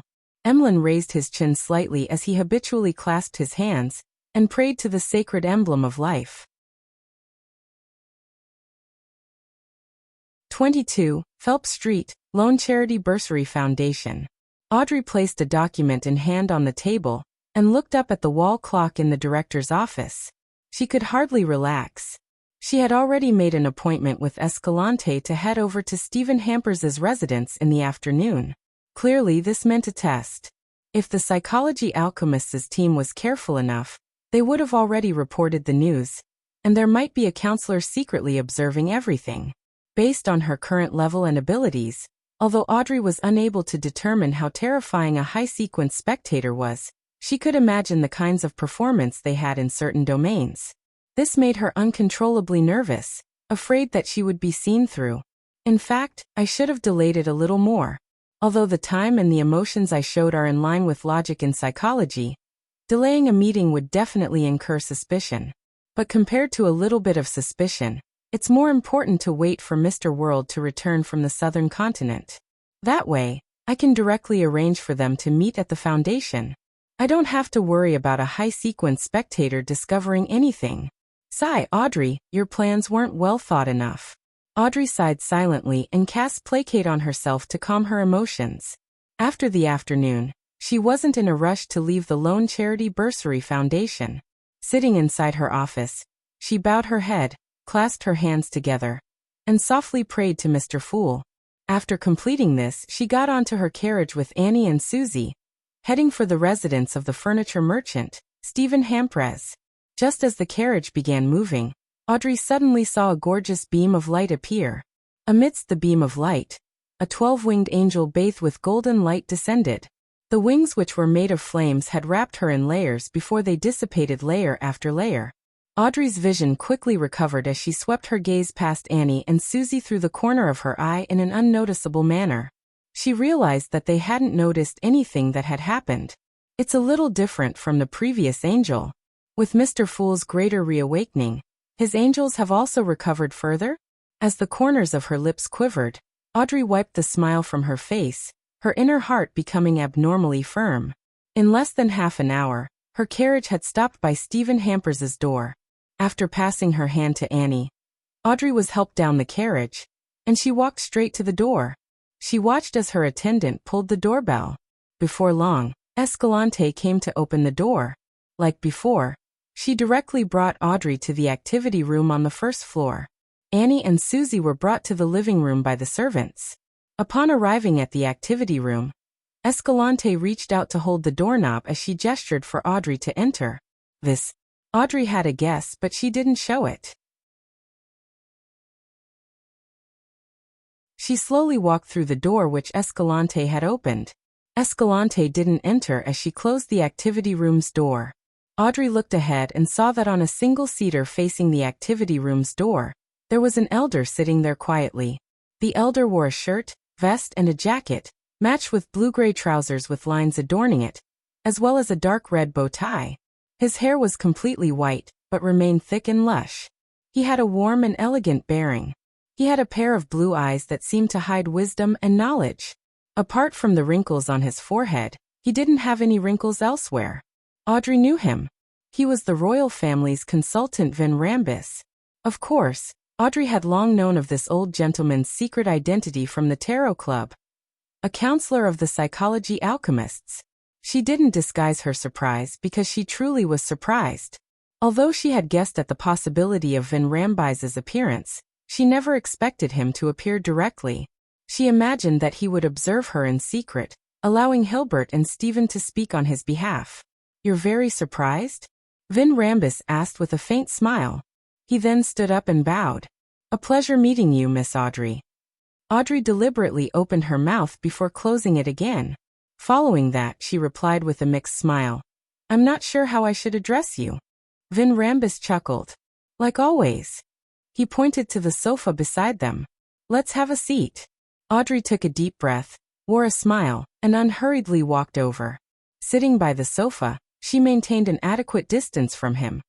"You're tuning in to the Limei's Wuxia Whispers YouTube channel. We're so grateful for your support, and don't forget to subscribe to join us on this incredible journey through captivating stories. Your generosity through donations truly makes a world of difference, as it's the primary source of revenue that allows me to expand and enhance this channel for you. Thank you from the bottom of my heart for being a part of this adventure.